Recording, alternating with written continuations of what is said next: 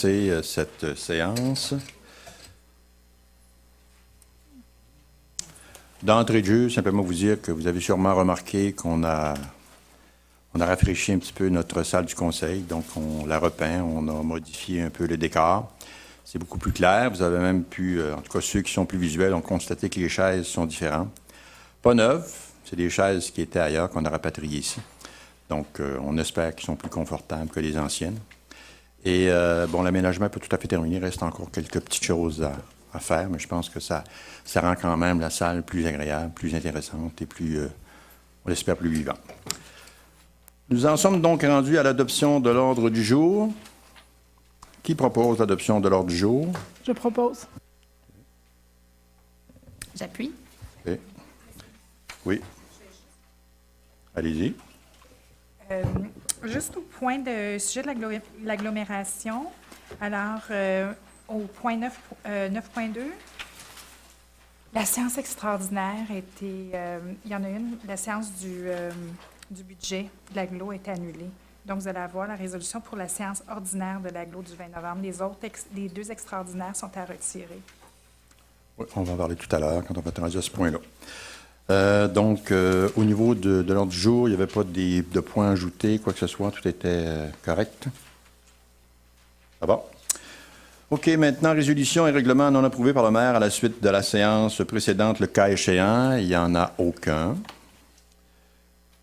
Approbation des procès-verbaux des séances extraordinaires et ordinaires des 20 et 31 octobre 2014. Est-ce que les gens ont des commentaires? Est-ce que tout est conforme?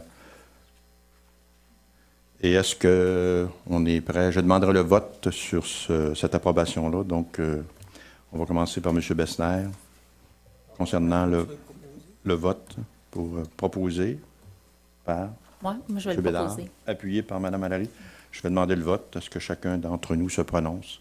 Donc, monsieur, oui, sur le procès-verbal, est-ce qu'il est conforme? Ça va, M. Bessner? Mme Allary? Oui. M. Bédard? Oui, pour. Oui. Parfait. OK.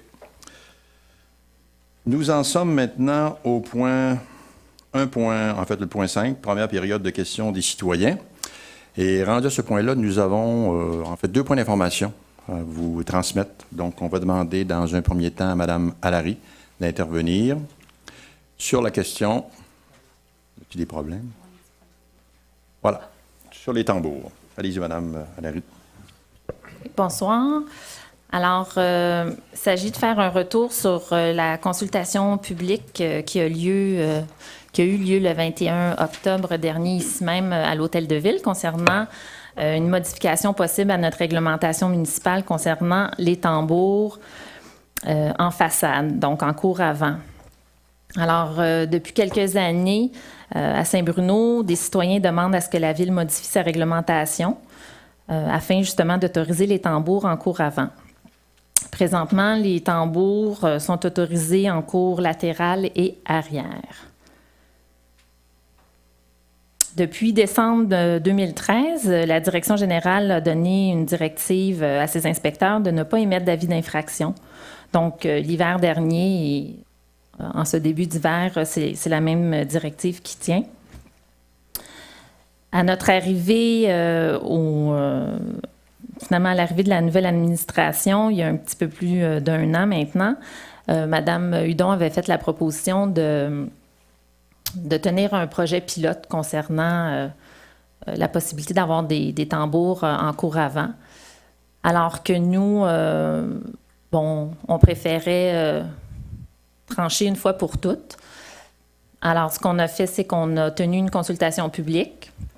Et enfin, les gens qui étaient pour et ceux qui étaient contre ont pu échanger, se comprendre, j'espère, et finalement expliquer les pour et les contre de chacun des points de vue. J'étais présente lors de cette consultation publique-là et je peux vous dire que ça a été très intéressant. Les échanges ont permis, entre autres, aux gens qui étaient contre de voir l'autre côté des choses, un autre côté des choses, pardon. Et donc, on peut voir ici, là, il y a un bref historique de la situation. Donc, en février 2012, il y a des dépôts faits par des citoyens qui demandent en fait la modification du règlement. En juin 2012, ces demandes-là ont été, évidemment, amenées au CCU, le Comité consultatif d'urbanisme. Ils étaient favorables à ce que la réglementation soit modifiée. Donc, ils ont émis leurs recommandations au conseil de ville de l'époque. Et le conseil de ville a opté pour le statu quo. Donc, ne pas changer la réglementation et ne pas permettre les tambours en cours avant. Maintenant, en décembre 2013, nous avons enclenché un processus de... En fait, on voulait se poser la question, on voulait réfléchir sur la question. Et ensuite, vous le voyez, en octobre 2014, comme je le disais tout à l'heure, on a tenu la consultation publique. Si on peut changer la...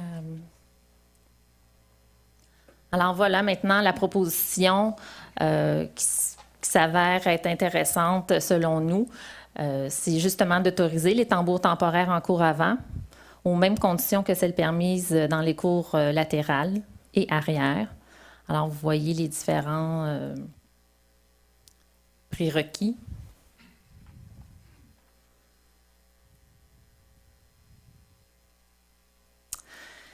Alors, Monsieur le maire, pour cet hiver, évidemment, la réglementation sera à être modifiée. Donc, l'important aujourd'hui, c'est d'envoyer un message à ceux qui souhaitent avoir des tambours temporaires chez eux cet hiver, que ce sera possible, malgré le fait que la réglementation n'est toujours pas modifiée, parce que, ça prend quand même un certain temps pour le faire.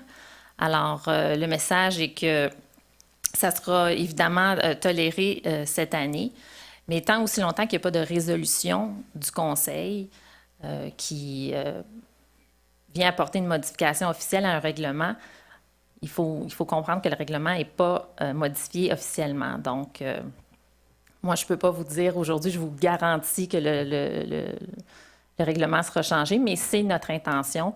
Et si tous les membres du Conseil votent en faveur du changement du règlement, bien, ce sera fait. Alors, donc, pour cet hiver, les tambours en façade en cours avant, seront possibles. Pour ceux qui en avaient déjà, bien, ils pourront les réinstaller. Ce que je trouvais intéressant de cette consultation publique-là, c'est qu'il y a des gens qui sont arrivés à la consultation publique qui étaient profondément contre et qui sont sortis de la consultation publique pour. Alors, je pense que c'est une preuve qu'à partir du moment où on organise ce genre de consultation-là, bien, ça permet une certaine...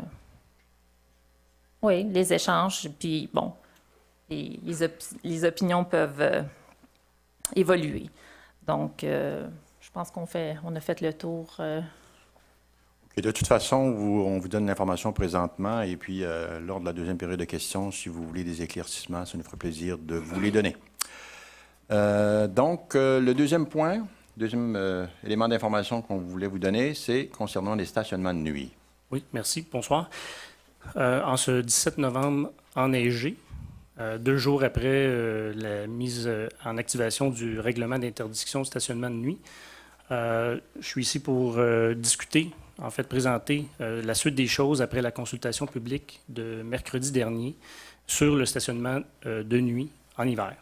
Donc, la question était de savoir, il y a eu plusieurs sujets qui ont été discutés, mais à savoir, à l'intérieur des 150 jours environ d'interdiction de stationnement, il y a environ plus ou moins une trentaine de jours où est-ce qu'il y a opération de soit déneigement ou opération reliée à l'entretien hivernal.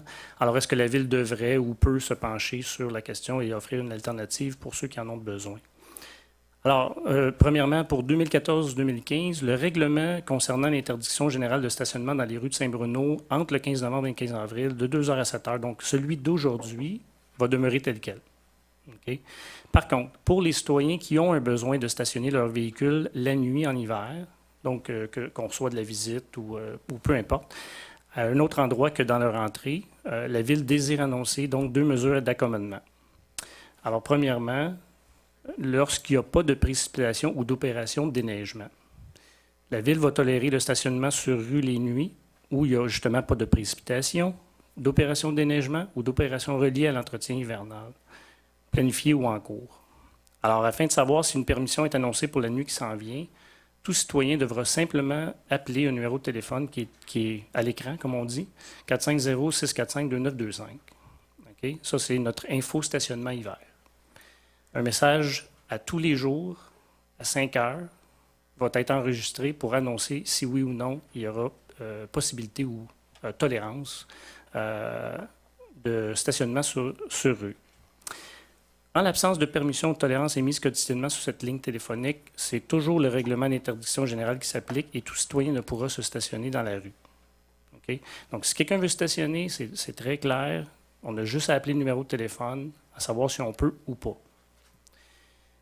Lorsqu'il y a, donc, deuxième accommodement, lorsqu'il y a des précipitations et ou des opérations de déneigement, en prévision ou en cours, là, le message vocal sur la ligne info stationnement va mentionner une interdiction de stationner dans la rue. Tout citoyen devra donc respecter la réglementation en vigueur en se stationnant soit sur son terrain privé, soit en discutant avec son voisin pour voir s'il peut se stationner dans son entrée, ou le plus la Ville aussi informe encore les citoyens que les stationnements municipaux sont également disponibles, sans frais évidemment, mais à raison de 20 heures maximum, ce qui veut dire qu'on n'a pas le droit de nécessairement d'aller porter son auto là le 3 décembre et de le ramasser le 25. OK, donc ça, c'est les deux accommodements, devrais-je dire, raisonnables. Pour en savoir davantage à l'égard de ces mesures d'accommodement, donc, ce qu'on va faire, c'est qu'on va inviter les gens à visiter le site Web. Il va y avoir un lien qui va tout simplement expliquer l'information, donc le numéro de téléphone, la liste des emplacements des stationnements municipaux, ainsi que la réglementation en vigueur et les modalités relatives aux accommodements. Deux mises en garde. La première, c'est la Ville va toujours évaluer la mise en œuvre puis l'application. On demeure toujours, avant tout, sur des critères de préoccupation de sécurité et d'efficacité. Okay? Deuxième mise en garde, si le rapport météorologique reçu par la Ville ne permet pas clairement de statuer pour 5 heures que c'est possible de stationner sur rue, le stationnement ne sera pas toléré et le message va indiquer ça, tout simplement. Okay? Donc, notre priorité est vraiment c'est le bon entretien hivernal des rues. Assurer à tous les gens qui sont aux travaux publics et qui fonctionnent dans ce domaine-là de s'assurer de bien fonctionner. OK, donc en résumé, c'est vraiment le citoyen ou la citoyenne qui veut se stationner dans la rue n'a tout simplement qu'à appeler à partir de 5 heures au numéro de téléphone à savoir si elle peut ou il peut. Mais je le répète, là, ça ne veut pas dire que s'il y a une annonce d'aucune précipitation sur Météo Média, ça ne veut pas dire que la Ville va autoriser le stationnement de rue.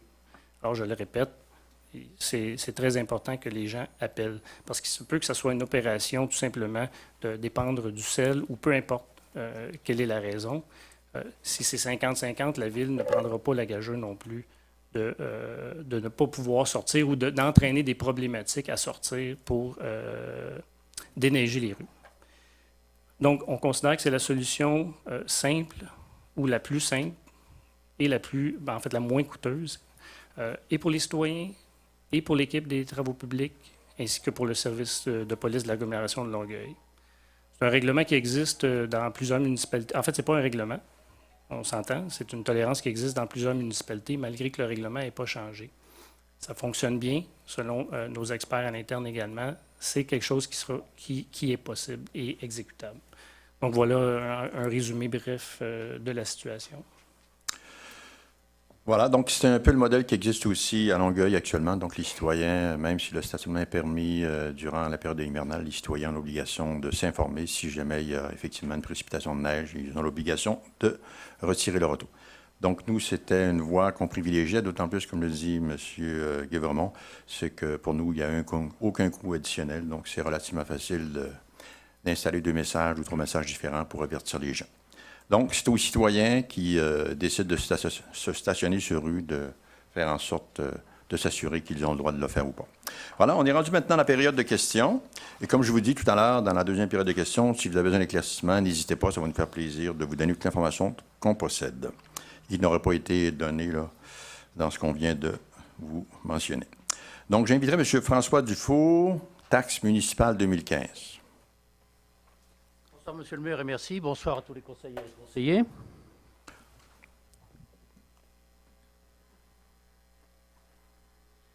Donc, ma question portera donc sur le budget municipal 2015, qui sera prochainement discuté et voté, si je comprends bien.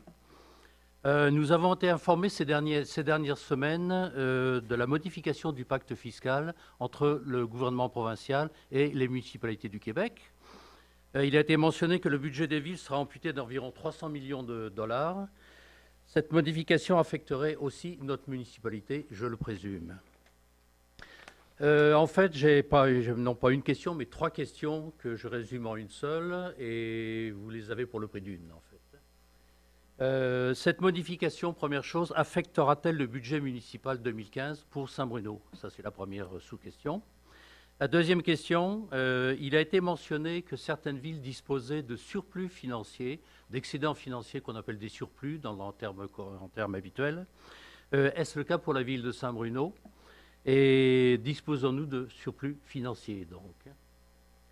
Et ma troisième sous-question, c'est les maires de Montréal et Québec ont indiqué que même à la suite de cette modification du pacte fiscal, ils n'augmenteraient pas les taxes municipales, et ils ont fait une déclaration en ce sens.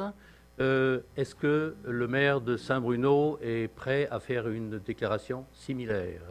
Donc, c'était mes 3 questions que vous avez donc pour le prix d'une.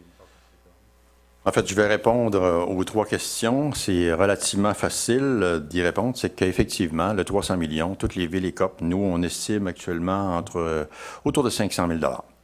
Donc, l'impact est quand même assez considérable. Vous avez d'abord, dans un premier temps, la diminution du remboursement de la taxe, de la TVQ, donc de 62 % à 50 %. Donc ça a un impact d'à peu près 100 000 $ pour nous. Et évidemment, vous avez aussi d'autres éléments. Entre autres, le gouvernement du Québec a décidé unilatéralement de baisser ses taux concernant les enlieux de taxes. Donc tous les bâtiments qu'il possède partout au Québec vont décider de payer moins qu'ils payaient précédemment. Et quand vous parlez de pacte fiscal, moi, j'appellerais pas ça un pacte fiscal. En fait, il n'y a pas eu de pacte. On l'a su dans les journaux le vendredi, un petit peu en même temps que tout le monde. La surprise totale. Et bon, vous savez, par rapport à l'UMQ, je sais que la présidente actuelle fait différentes interventions dans les médias pour expliquer un peu tout ça. Pour nous, on n'a pas été consultés, on ne nous a rien demandé, donc on nous a renvoyé une facture, comme on nous avait envoyé une facture l'année précédente aussi, qui était, elle, de l'ordre autour de 260 000 $ dans ces eaux-là. Donc, c'est quand même des obligations qu'on doit assumer avec des revenus moindres. C'est sûr que c'est, pour nous, pas très élégant comme façon de faire, surtout à un mois du budget comme tel. Au niveau de Montréal et de Québec, bien là, tout le monde est un petit peu étonné. Eux autres, tout de suite, se portent volontaires pour absorber la hausse. Moi, à ce stade-ci, je ne peux pas rien vous garantir. On était en train de préparer le budget. Je peux vous dire une chose, par contre, on va faire un effort considérable pour s'assurer que s'il y a un impact, il soit le plus réduit possible. Mais je ne peux pas vous dire à ce stade-ci qu'il n'y aura pas d'impact. Quant aux excédents, le problème, vous savez, avec les excédents, quand le ministre Moreau dit, bon, alors, dans l'ensemble du Québec, l'année passée, un excédent d'1,1 milliard de dollars. Bien, c'est qu'il y a tout faux. C'est pas compliqué, c'est que la comptabilité, puis je ne rentrerai pas dans ces détails-là, la comptabilité municipale fait en sorte, puis vous allez le voir tout à l'heure dans les explications qu'on va vous donner sur un autre tableau, c'est que ce n'est pas nécessairement des excédents. Si vous prenez Montréal, prenez l'exemple de Montréal, prenez les 10 dernières années, regardez les excédents qui dégagent chaque année, c'est autour de 150-200 millions de dollars. Vous allez dire, bien, c'est une ville qui est immensément riche, mais regardez au niveau de ses actifs nets, vous allez voir que c'est pas du tout ça. C'est que les surplus d'une année se retrouvent dans les revenus de l'année suivante en bonne partie. Ce qui fait que... Et c'est vrai pour toutes les villes parce que c'est la façon de faire au niveau de la comptabilité municipale qui ne respecte pas en totalité ce qu'on appelle les normes canadiennes comptables ou les PCGR. Donc, ça, c'est une façon de faire. Et dans la présentation qu'on va faire du budget le 15 décembre prochain, je vous invite d'ailleurs à être présent, on va effectivement décortiquer tous ces éléments-là pour vous expliquer un peu tous les tenants et aboutissants de ça. Puis on va vous identifier les fonds actuellement qu'on a en réserve. Et les fonds qu'on a, en fait, le fonds libre, ce qu'on appelle le fonds non affecté, il est relativement réduit. On a des fonds, ou on a un fonds vert, qui actuellement doit être autour de pas loin de 500 000 $. Mais c'est pour des choses dédiées, pour des choses futures. Donc, ça serait mal avisé aujourd'hui de dire on va effectivement absorber cette facture-là à travers des fonds qui sont déjà identifiés pour des projets précis dans le futur de Saint-Bruno. Fait que ceci étant dit, oui, je peux vous garantir que tous les efforts vont être faits pour atténuer l'impact au niveau du budget 2015. Et on va faire un exercice, vous allez voir, qui est quand même étoffé. Ça va être une présentation qui va durer au minimum 2 heures. Le 15 décembre prochain, on va prendre tous les éléments du 15 décembre. D'accord. Le 15 décembre. Vous prenez à la mairie, on m'avait dit le 12. Donc, vous confirmez le 15, par contre. C'est le 15 décembre. Donc, c'est le lundi 15 décembre. Donc, on va présenter notre budget et on va pouvoir vous donner toutes les explications. Et à ce moment-là, on aura tous les éléments pour vous dire comment on a géré cet impact-là de 500 000 $ qu'on nous a versé dans notre cours à la dernière minute. Vous n'êtes pas prêt à l'heure actuelle à faire une déclaration dans le sens que le maire de Montréal est Moi, je vais me garder une petite gêne, si vous voulez. OK, d'accord. Je ne voudrais pas décevoir les gens, parce que c'est sûr que, puis je ne comprends pas, du côté de Montréal et de Québec, ils se sont précipités. Peut-être que les autres, ils en tirent quelques avantages que nous, en tout cas, on ne voit pas. On est supposé, en 2015, renégocier, s'asseoir à la table avec le gouvernement du Québec pour, justement, en arriver à un nouveau pacte fiscal. Mais on n'est pas parti dans la bonne direction, à ce que je vois. Puis vous avez vu encore en fin de semaine, le gouvernement du Québec se retire de l'entretien de la route verte. Fait que c'est une facture additionnelle que les MRC vont avoir dans leur cours et par voie incidente, bien sûr, les municipalités. Fait qu'on est plus en mode retrait actuellement que dans une nouvelle façon de faire et de voir au niveau du gouvernement. Vous êtes conscient par ailleurs que les augmentations salariales, les augmentations de pension sont réduites, en fait, par ailleurs. On parle de 0,9, 1%, 1,5% maximum, en fait. S'il y a quelqu'un qui est sensible à ça, c'est moi. Je suis un démographe aussi de formation, donc effectivement, cet impact-là, nous, on le voit, là, on en est bien conscient et on va faire tous les efforts requis, vous allez voir, et je pense qu'on devrait arriver à de heureuses surprises malgré toutes ces contraintes-là. Merci, monsieur le maire. Merci. Au revoir. J'inviterai monsieur, je vais mettre mes lunettes, monsieur Robert Mercier, commentaire sur la taxation.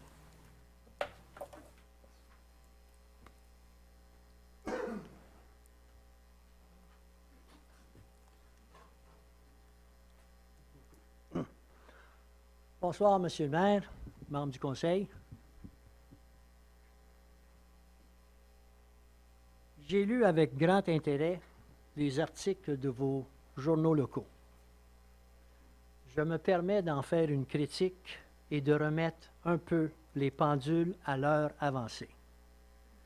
Les commentaires suivants s'adressent aux membres du parti Alliance Montarvillois. Municipal? Montarvillois là-dedans. Selon l'article d'Oriane Villon, il y aurait une inquiétude quant au manque de revenus futurs de la municipalité, vu la croissance plus modeste des revenus de taxation. M. Joël Boucher, ancien conseiller n'ayant pas été réélu, ainsi que Mme Hudon, M. O'Dowd et M. Bessner, vous étiez tous membres du conseil municipal lorsque la riche et très célèbre compagnie Pharmacie Jean Coutu a divulgué son intention de quitter ses installations vétustes de Longueuil et d'installer son nouveau siège social et centre de distribution dans le parc industriel de Saint-Bruno. L'ancien maire défait et vous, chers membres du conseil, avez refusé catégoriquement cette implantation. La raison offerte par l'ancien maire, qui n'aimait pas les bâtisses de tôle, et M. Jean Larose, directeur d'urbanisme, du service d'urbanisme, était que la venue de la société Jean Coutu augmenterait indûment l'achalandage camion. Il était évident pour tous les citoyens payeurs de taxes que cette argumentation n'avait aucun bon sens. Le camionnage exercé par Jean Coutu dans la municipalité de Saint-Bruno se serait limité à traverser le boulevard Clairvue pour intégrer son nouveau siège social et centre de distribution. Chers membres de l'opposition, le manque à gagner sur la taxation annuelle, et je dis bien annuelle, aurait été de l'ordre de 1,7 million selon vos taux de base. Ceci par année et année après année, ad vitam aeternam. 1,7 million.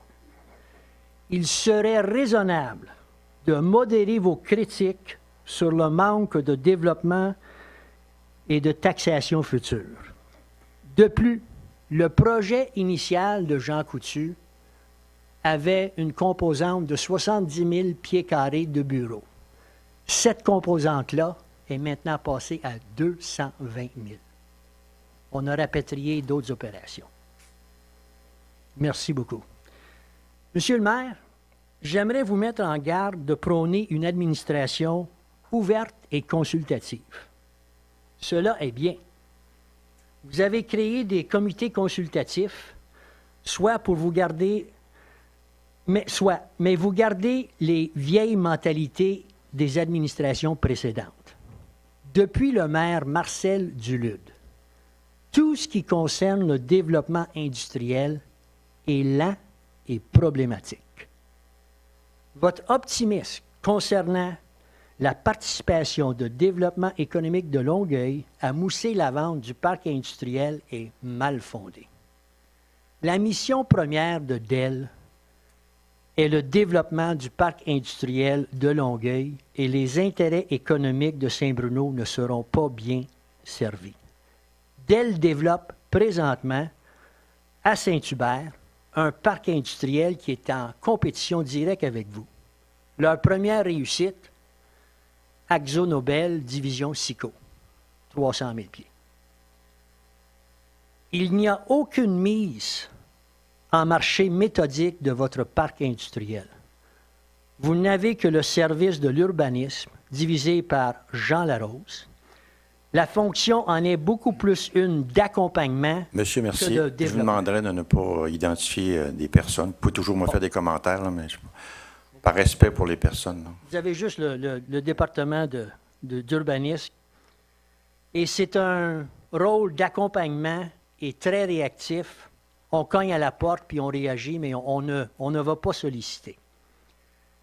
De plus, la Ville s'est enveloppée dans une stratégie restrictive dite écoparc.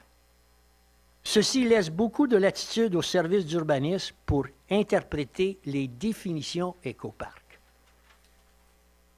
Quelles sont les vraies compétences des personnes qui siègent bénévolement sur votre nouveau comité de développement industriel?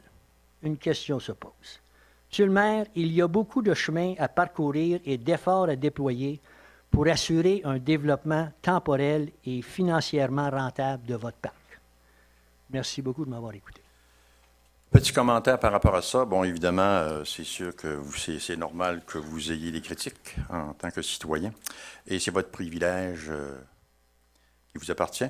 Bon, évidemment, moi, je ne parlais pas au nom de ceux qui étaient là avant nous. Là. Ce que je peux vous dire au niveau des comités consultatifs, on a créé effectivement 7 comités consultatifs, un huitième avec Tribune Jeunesse. Nous avons un comité de développement économique, ce qui n'était pas le cas à Saint-Bruno. Nous avons effectivement sur ce comité-là des personnes qui, pour nous, actuellement, là, ont toutes les compétences nécessaires pour faire le travail qu'on attend d'eux.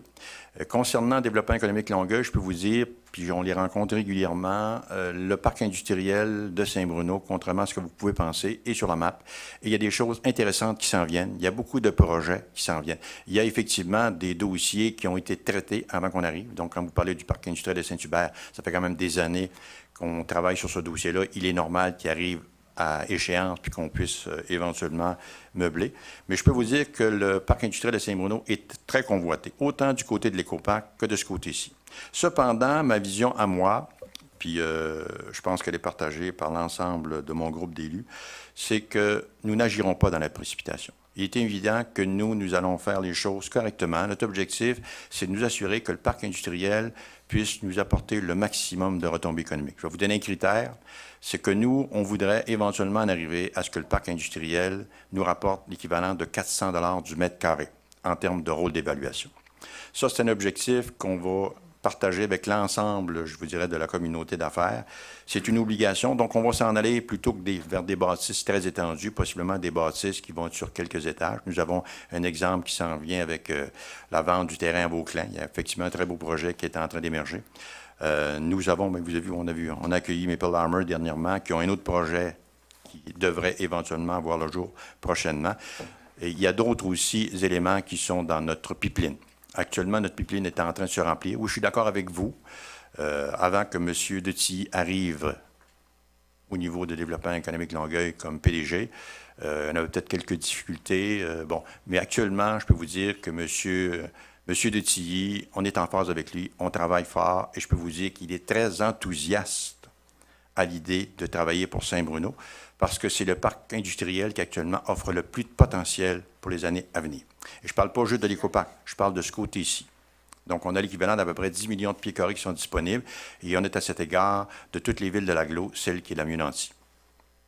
Fait que ne vous inquiétez pas, vous allez voir, les choses vont aller. Peut-être pas aussi vite que les gens peuvent le souhaiter, mais moi, j'ai bien l'intention de développer ce parc industriel-là, mais de le développer au bénéfice de l'ensemble des Montarvillois. Et quand les occasions vont se présenter, vous allez voir, et c'est pour ça qu'on a un comité comme le comité de développement économique, on va le faire en toute transparence. C'est-à-dire que s'il y a des projets qui arrivent, si on se sent, nous, un petit peu mal à l'aise ou qu'on trouve pertinent d'aller rencontrer les gens et de leur en parler, on va le faire. Vous allez voir, en toute transparence, je n'ai aucun problème avec ça. C'est notre lecture, vous avez vu, par rapport au tambour, par rapport aussi à stationnement sur rue, on peut prendre des décisions. Mais je pense que, en tout cas, c'est la façon dont moi je pense qu'il faut maintenant gérer les villes, c'est de travailler avec l'ensemble des citoyens. Et dans le cas du comité de développement économique, c'est l'ensemble des acteurs économiques qui y sont représentés. Et ils le font pas dans des intérêts particuliers, ils sont là à titre de bénévoles. Ils le font aussi pour que la ville de Saint-Bruno puisse connaître le développement qu'on espère de cette ville-là et qu'elle puisse révéler son plein potentiel. Ça fait que c'est ça que je peux vous dire aujourd'hui. On est aussi dans un gros projet de revitalisation du centre-ville, donc on va aussi travailler beaucoup là-dessus. Ça fait partie de la donne. Il reste encore beaucoup au niveau du résidentiel, il reste quand même passablement d'espace. Fait que tous ces éléments-là font en sorte que le potentiel de richesse foncière qu'on peut ajouter à Saint-Bruno est environ 2,5 milliards au cours des 20 ou 30 prochaines années. Fait que le potentiel est là. Il s'agit simplement de s'assurer que les entreprises qui vont venir s'établir soient des entreprises qui soient des fleurons dans leur domaine, qui puissent nous apporter, je vous dirais, les taxes qu'on souhaite qu'elles vont nous apporter. Ce sont des entreprises qui vont durer dans le temps. Fait que ce sont les objectifs que l'on vise et qui vont aussi, je vous dirais, être en accord avec les types de population qu'on retrouve dans nos villes, soit Sainte-Julie, Saint-Bruno, Saint-Basile, Chambly. Donc, pour s'assurer que les gens puissent, jusqu'à un certain point, faire en sorte que travail et puis famille, on puisse les concilier en tenant compte de ces éléments-là. Monsieur le maire, quand vous dites que vous voulez des fleurons, mais il y a une réalité. Lorsque la bâtisse physique est construite, la taxation débute. Et juste parce que l'entreprise quitte, la taxation continue. Je le sais. Il faut remplir le parc. Tout à fait Il ne d'accord. faut pas être tellement pointilleux sur le ABC de la teneur de l'industriel qui s'en vient. Une fois que la bâtisse est là, vous avez une taxation éternelle. Mais c'est pas juste une bâtisse qui, pour moi, est importante. C'est aussi les gens qui vont y travailler. C'est important. Puis je vous dirais que ça fait partie de la donne parce que on doit aussi participer au développement de notre collectivité et d'avoir des bâtisses vides dans un parc industriel, c'est pas nécessairement attrayant pour ceux qui peuvent éventuellement être à côté de ces bâtisses-là. Il y a comme une synergie aussi. Un parc industriel, c'est un milieu de vie. Donc, s'il y a beaucoup d'activités, si on sent qu'il y a une certaine effervescence, bien, ça va encourager d'autres entreprises à venir s'y établir parce qu'il y a des éléments intéressants qu'on y retrouve. Fait que, voyez-vous, c'est pas juste d'avoir des bâtisses vides. Notre objectif, c'est pas d'avoir des bâtisses vides. Je suis d'accord avec vous. C'est aussi ça que la bâtisse est construite, elle rapporte des taxes. Mais au-delà de ça, moi, je vois toute la dynamique de l'emploi et je vous dirais, des biens et services qu'on puisse y produire aussi, là. Mais la vie économique ne dure pas éternellement pour une entreprise et ça change. Donc, qu'il y ait une période de 6 mois, 1 an où un nouvel occupant va arriver, il n'y a pas de problème. Je suis d'accord avec vous. Comme Vauclin, vous avez taxation arrive. Vous avez l'exemple avec le Vauclin, quand on a vendu le terrain, c'est sûr qu'ils sont en train de travailler sur un projet, donc ils vont construire un immeuble, puis c'est sûr que ça va prendre quelques années avant qu'il se remplisse. On en est bien conscient. Puis c'est sûr qu'à partir du moment où l'immeuble va être construit, il va rapporter des taxes à Saint-Bruno. On en est bien conscient. Mais en même temps, le projet, pour nous, il est porteur, il est intéressant, donc c'est pour ça qu'on est allé de l'avant. Merci. Merci, monsieur, merci. Monsieur Murray? Oui. J'aimerais apporter quelques précisions pour Monsieur Mercier. Merci de m'avoir nommé conseiller dans l'ancienne équipe, mais j'en faisais pas partie, je n'étais pas conseiller. Alors, juste corriger. Non, j'ai été élu la première fois il y a 1 an. Alors, je prends aucun mérite ou aucun blâme par rapport à la décision de l'ancien conseil. La deuxième chose, j'aimerais vous dire, Et je réitère ce que M. Murray vient de dire. Je pense que le Conseil est là entre l'administration, les employés, les fonctionnaires municipaux et les citoyens. Donc, je vous dirais que ce soit M. Larose ou une autre personne, je pense qu'il ne faut pas les mentionner en tant que tels. C'est notre rôle à nous de travailler avec eux. Un autre élément par rapport à Jean Coutu, je sais que vous avez été très triste parce que je sais que vous aviez une partie de terrain à vendre et que ça vous a affecté. Un autre élément que j'aimerais dire, c'est que M. Murray, publiquement, avait dit à l'époque qu'il comprenait la décision de la Ville. Un autre élément, vous avez parlé de Maple Armor. J'aimerais vous rappeler que Maple Armor a été vendu il y a 1 an et demi par l'ancienne administration. Puis, pour ce qui est de Dell en tant que tel, je pense que c'est un collaborateur et je pense qu'il ne faudrait pas trop les blâmer. Merci. Ça va? D'autres commentaires? Bon. Juste pour vous rassurer, M. Mercier, on a demandé à Dell de nous envoyer un représentant de Dell sur le comité de développement économique. Et celui qui a levé la main et qui voulait siéger, c'est le PDG lui-même. Alors, Mario Detilly va siéger à toutes les rencontres, ce qui nous démontre de façon très tangible son intérêt à travailler avec la Ville de Saint-Bruno. Merci. Nous en sommes maintenant au point suivant, donc les dépôts de documents. Premier, pétition, service de transport ambulancier. Juste un petit peu plus loin, voilà. Donc, concernant la pétition que nous avons reçue, vous verrez 345 signataires qui, en fait, ont exposé une situation et ils ont raison, un changement d'orientation qui a été... oh, pardon, c'est très sensible, je ne vais pas toucher à ça. C'est un changement d'orientation qui a été réitéré par l'Agence de santé et de services sociaux de la Montérégie au niveau des trajectoires des ambulances lorsqu'il arrive une urgence. Il y a des gens qui ont remarqué, en fait, que lorsqu'il y avait une urgence, certaines ambulances se dirigeaient vers l'hôpital de Saint-Hyacinthe plutôt que d'aller vers l'hôpital de Longueuil. Donc, ces gens-là se sont mobilisés, nous déposent aujourd'hui la pétition qu'on reçoit. La pétition a aussi été acheminée à nos députés provinciaux pour qu'ils en prennent connaissance. C'est certain que dans notre cas, nous, on est en communication avec les représentants de la pétition et on a fait les démarches auprès du C3S pour obtenir certains documents. Effectivement, on a reçu l'algorithme précis d'orientation des patients pris en charge par les services préhospitaliers d'urgence de la Montérégie. Donc, ce qui nous rassure un peu, puis c'est le message que je veux passer ce soir, c'est que, oui, certaines ambulances vont être acheminées vers l'hôpital de Saint-Hyacinthe, mais ce n'est pas dans tous les cas. Il y a des gens qui s'inquiètent lorsque c'est grave. Pourquoi aller à 30 minutes du lieu de résidence plutôt que vers un hôpital qui serait plus proche? Alors, rassurez-vous, en quelque sorte, tous les cas graves, lourds, selon l'algorithme établi, vont effectivement être quand même acheminés vers l'hôpital le plus proche. Donc, pour ceux qui seraient intéressés à prendre connaissance de cet algorithme-là, c'est un document public. Alors, n'hésitez pas à communiquer avec nous, avec la municipalité, on l'a, ou avec le Centre de services santé et services sociaux de notre région, qui est effectivement celui de Richelieu et Yamaska. Par contre, ce que je veux mentionner également, c'est qu'on est dans un contexte assez particulier. Vous n'êtes pas sans savoir qu'il y a un projet de loi numéro 10 qui vise à revoir la structure administrative des services de santé et services sociaux. Alors, on est un petit peu dans le néant en ce moment parce que les structures actuelles risquent de changer. Et plutôt que d'avoir plutôt différents C3S à travers la région de la Montérégie, il pourrait y en avoir qu'un seul. Alors, c'est certain que nous, on est très sensibilisés à cette problématique-là. Et on fait toutes les démarches pour représenter les citoyens de Saint-Bruno à travers les différentes instances. Mais c'est sûr qu'il faut s'attendre à certaines négociations, délais, changements, étant donné le contexte de loi qui devrait prendre effet fin décembre ou peut-être début janvier. Mais on verra, là, M. Barrette est à analyser, à modifier son projet. Donc, si vous avez d'autres questions, n'hésitez pas là, en période de questions futures. Merci. Donc, quelques commentaires additionnels, évidemment, de pétition qui a été déposée. Le titre de la pétition était un petit peu... je pense qu'il y a eu comme un petit peu mélange pour la ville de Longueuil et l'agglomération de la ville de Saint-Bruno de Montarville. On l'aimerait peut-être que ce soit ça, mais ce n'est pas le cas. Donc, et puis le projet de pétition a été présenté à Mme Nathalie Roy, mais quand je l'ai rencontrée samedi, elle n'avait eu aucun écho. Donc, je pense qu'au niveau de l'entête, peut-être qu'il y a un petit mélange, mais c'est pas grave. Il reste quand même que le fond de la pétition, il est là. Il y a effectivement une problématique par rapport à tous ces éléments-là au niveau du transport ambulancier. Mme Roy m'avait dit, quand j'ai rencontré samedi, elle m'a dit qu'elle avait soulevé la question auprès du ministre Barrette et qu'effectivement, il trouvait ça tout à fait aberrant, la situation actuelle, et qui ferait tout en son pouvoir pour corriger la situation parce que Saint-Bruno n'appartient pas du tout à la réalité de Saint-Hyacinthe, qu'on le veuille pas. Actuellement, on tombe sous la coupe du C3S, Richelieu-Yamaska, c'est ça? Et ce qui fait qu'on est en bout de territoire et ça amène une problématique.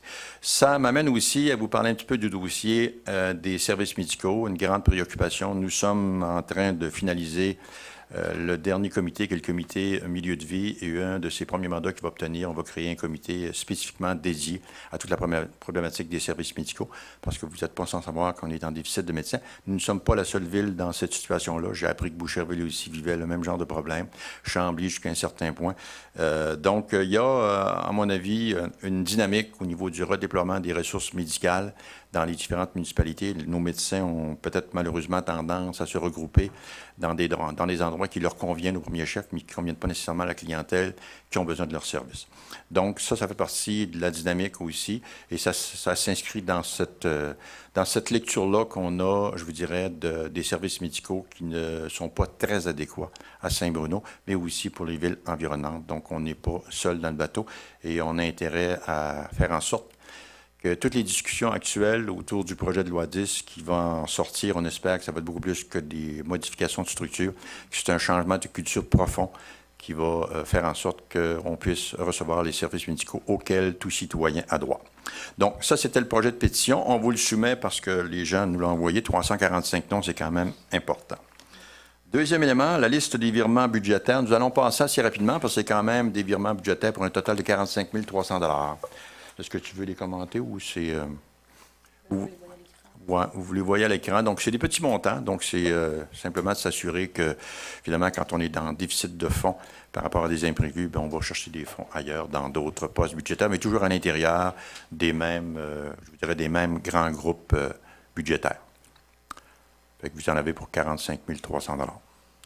Nous en sommes maintenant aux analyses comparatives des activités financières au 30 septembre 2014. Donc, on est topo au 30 septembre 2014. Vous avez le budget 2014, le réel au 30 septembre 2014 et vous avez les prévisions 2014.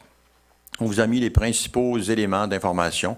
Je ne m'y attarderai pas parce que c'est sûr qu'au 30 septembre, bon, actuellement, on était à 9/12e, mais on ne peut pas le calculer comme tel. Si les taxes rentrent beaucoup plus tôt, c'est-à-dire qu'au mois de septembre, je vous dirais l'essentiel des taxes ont déjà été perçues. Par contre, d'autres revenus restent à percevoir. Puis au niveau des dépenses, bien, à partir du mois de septembre, il reste le mois d'octobre, novembre, décembre. Donc, on se ramasse souvent avec des excédents qui sont très importants. Comme vous le voyez ici, au 30 septembre, si vous regardez les chiffres, ça nous donne un excédent de 10 millions de $. C'est sûr qu'à la fin de l'année, on ne terminera pas à ce niveau-là. Ce qui est prévu, quand vous regardez les chiffres, bon, vous avez à peu près 316 000 $. Mais je peux vous dire qu'au final, ça va être un peu plus que ça. Ça devrait être autour, possiblement. On anticipe un excédent d'environ 1 million de $. C'était surtout à titre indicatif. L'autre information, c'est qu'on est en train de raffiner aussi nos outils. Donc, à partir de l'an prochain, on devrait être en mesure d'arriver avec des choses beaucoup plus précises. Donc, là, encore une fois, on travaille. Et on a un comité qui s'appelle le comité finance qui va nous aider à travailler dans ce sens-là. Donc, à avoir des outils beaucoup plus raffinés, beaucoup plus précis, qui vont nous permettre de vous donner une information encore plus factuelle et plus, je vous dirais, plus près de la réalité. Voilà. Maintenant, nous passons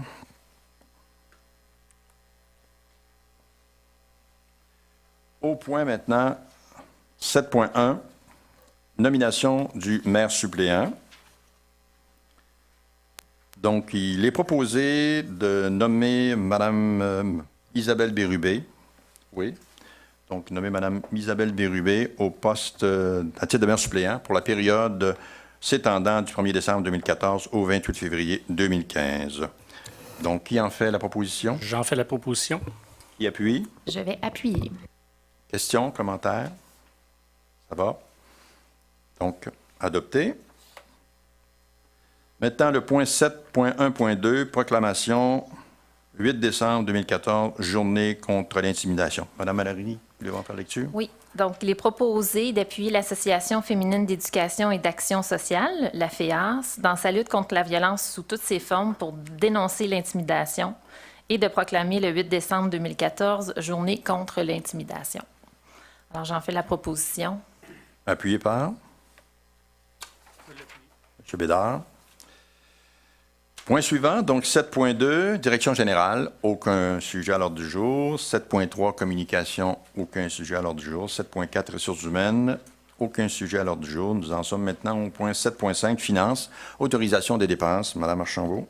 Donc, il est proposé d'autoriser les dépenses de la liste préparée par la Direction des finances, de la trésorerie et des technologies de l'information au 29 octobre 2014 pour un montant de 11 435 275 $, incluant les charges salariales pour un montant de 573 391 $ pour les périodes 41 à 44, ainsi que la liste des chèques émis pour une somme de 10 535 437 $. Et finalement, la liste des paiements par débit direct pour 326 447 $.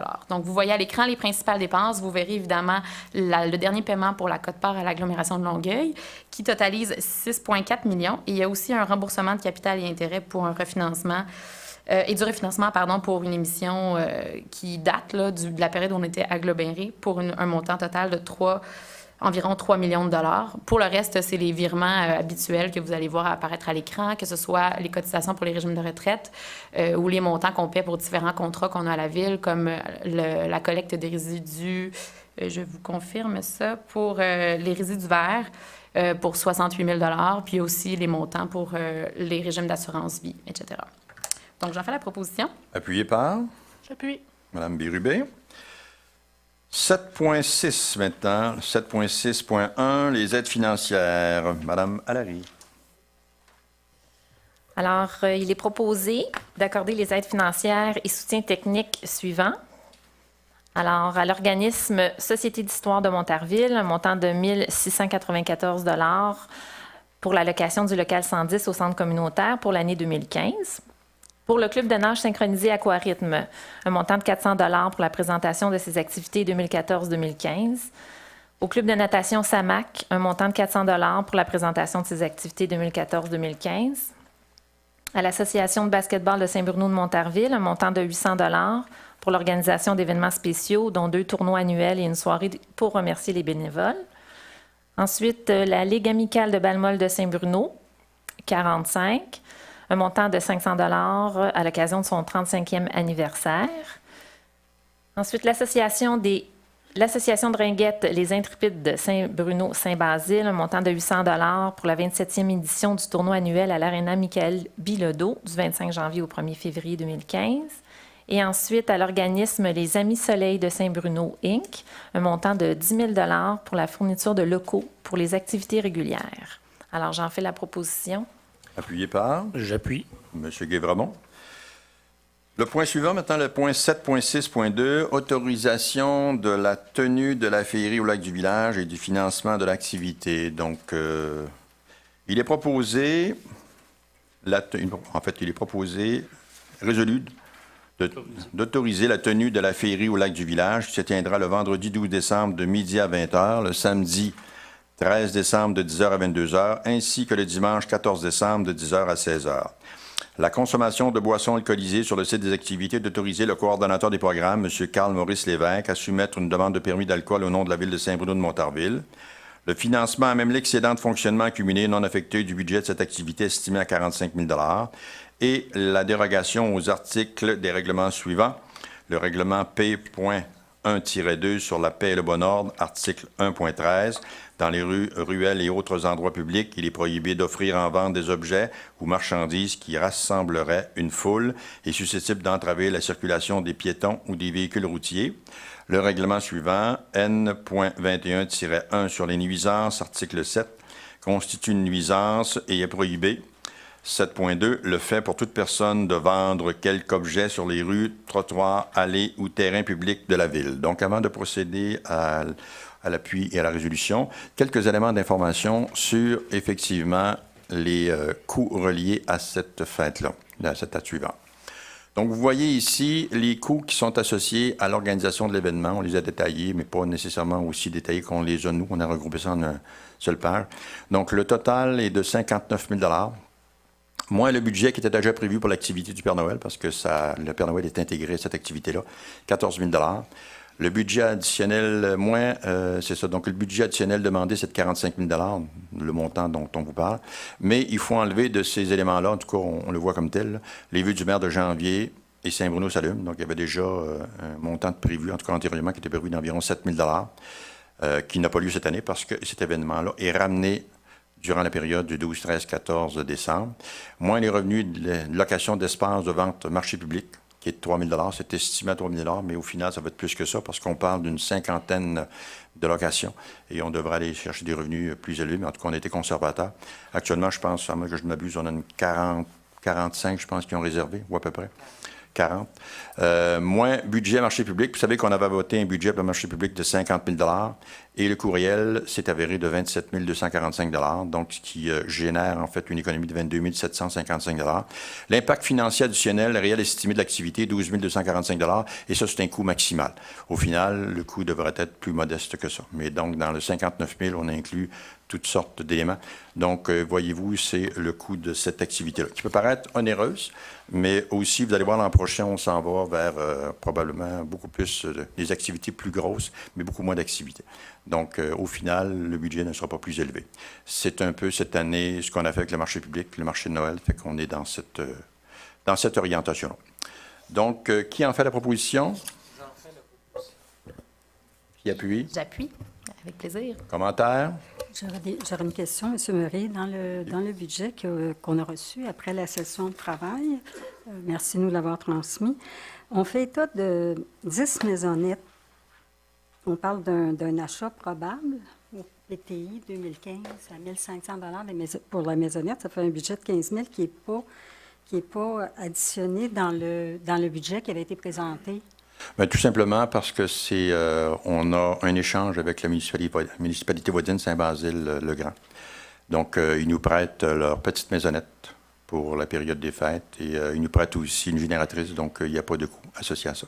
C'est des paramètres qu'on va mettre aussi de l'avant à partir de l'an prochain, donc beaucoup d'échanges intermunicipaux de cet ordre-là, ce qui nous permet d'économiser sur effectivement des équipements qu'on peut partager parce qu'ils ne sont pas utilisés à la même époque. Donc, de notre côté, cette année, il n'y a aucun coût pour ces maisonnettes-là parce qu'ils nous sont prêtés gratuitement par Saint-Basile.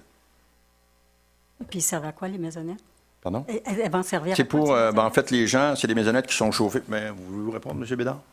Il va y avoir deux volets. Il va y avoir deux types d'exposants. Dans un marché de Noël, il y a des exposants qui ont à offrir des vestouailles qui ont le vin chaud, et bon, etc., qui ont un intérêt à être dans une maisonnette à l'extérieur. Par contre, il y a une quarantaine d'exposants, de petits artisans qui font des menus objets qui vont être offerts à la clientèle, qui, eux, vont être regroupés dans un immense chapiteau. Alors, c'est la distinction à être faite. Donc, les maisonnettes, effectivement, sont chauffées. OK, C'est pour ça que c'est des petites maisonnettes. quand on met dans le budget qu'il y aurait un achat au PTI. Non, bien sûr, il n'y a aucun achat. Bien, l'année prochaine, je pense que c'est une question qu'on doit se poser, là, mais pour cette année, il n'y a aucun coût associé à ça. Parfait, c'est beau.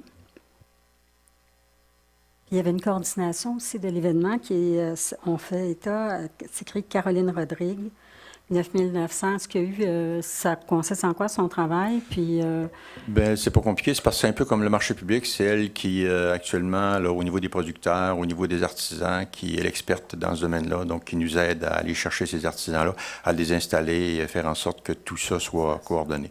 Donc, elle a une expertise dans l'organisation de ce genre de marché-là. Donc, autant le marché de Noël du côté de Saint-Basile qu'elle a organisé dans le temps. Je pense qu'elle est encore présente cette année. Donc, vous voyez, ça fait partie de ses prérogatives. Puis l'APES, ou l'Association pour un environnement sain, bien, c'est un organisme sans but lucratif. Donc, c'est pour ça que pour nous, puis les coûts qui nous sont demandés sont très modestes compte tenu du travail qu'ils font. et c'est qui reçoit le chèque? C'est Mme Rodrigue? Ou Non, c'est son l'APES. organisme? L'APES, c'est l'organisme. Non, pas l'individu. C'est vraiment l'Association pour un environnement sain. Ça vous va? D'autres commentaires, d'autres questions? Oui. Je vais demander le vote et je vais voter contre Je considère que cette activité-là, pour 3 jours, il faut se rappeler, c'est une fin de semaine, point, 59 000 $, je trouve que c'est excessivement élevé à faire payer aux citoyens. Surtout, comme le disait tantôt M. Dufour, qu'on va vivre une coupure provenant de Québec. Alors, 59 000 $ pour une fin de semaine. Je ne sais pas c'est qui le Père Noël, mais ça m'apparaît très cher. J'aimerais aussi souligner, vous venez de parler de Mme Rodrigue de la PES. J'aimerais préciser que c'est la deuxième fois qu'elle est engagée et 9 900 $ de frais professionnels, ça m'apparaît très élevé pour une activité de 3 jours. J'aimerais rappeler, et je vais rejoindre M. Mercier qui veut le développement économique de Saint-Bruno. L'esprit ici, Mme Rodrigue habite Saint-Basile. Alors, est-ce que Monsieur Bessner, vous ne Monsieur ferez pas... Murray, Monsieur Bessner, vous ne commencerez pas à identifier des individus par rapport à des villes. Je pense que Saint-Bruno est une ville ouverte. On ne commencera pas à jouer ce genre de...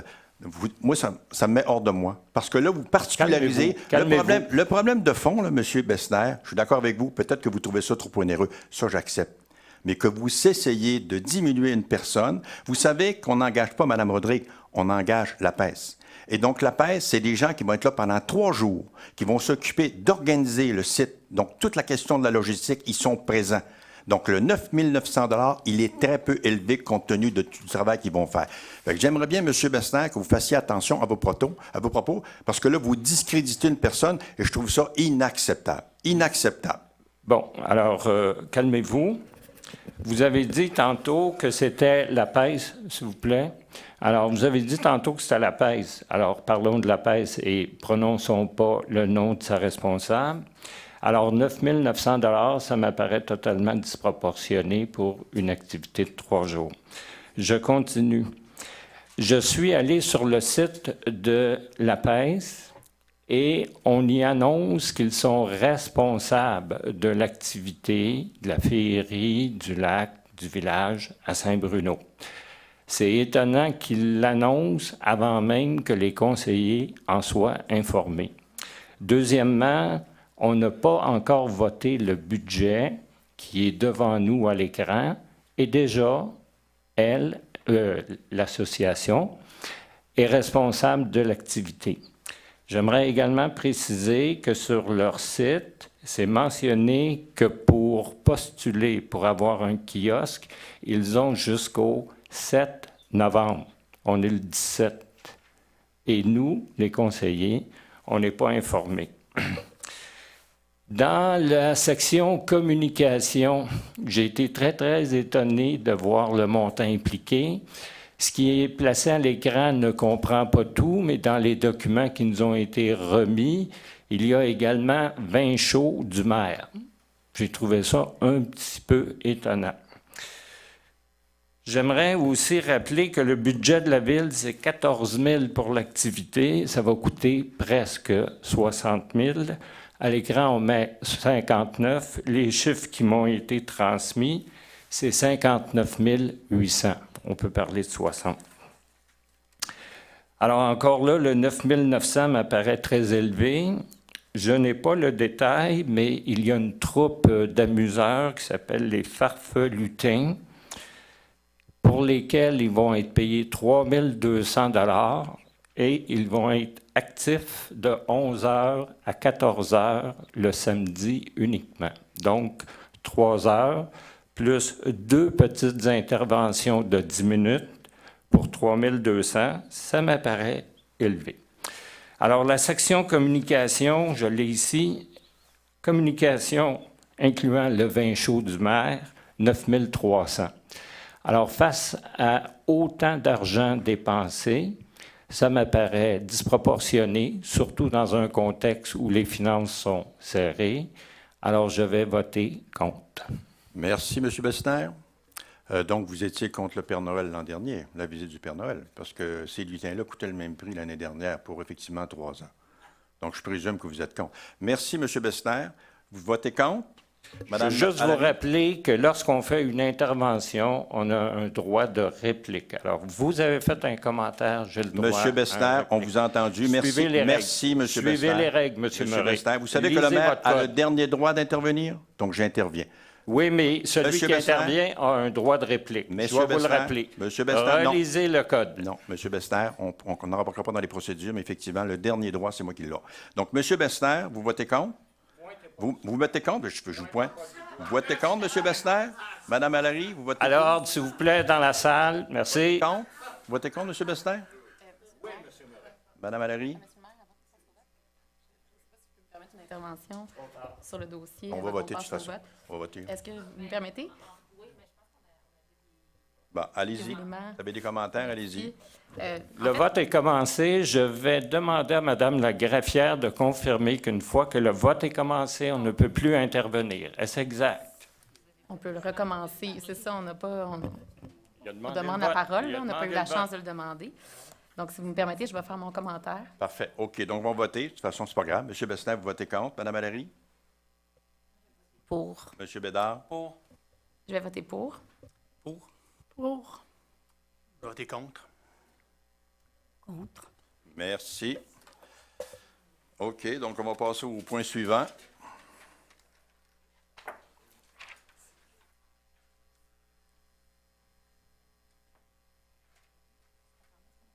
Nous en sommes maintenant au point 7.7, développement urbain, 7.7.1. Madame Allary.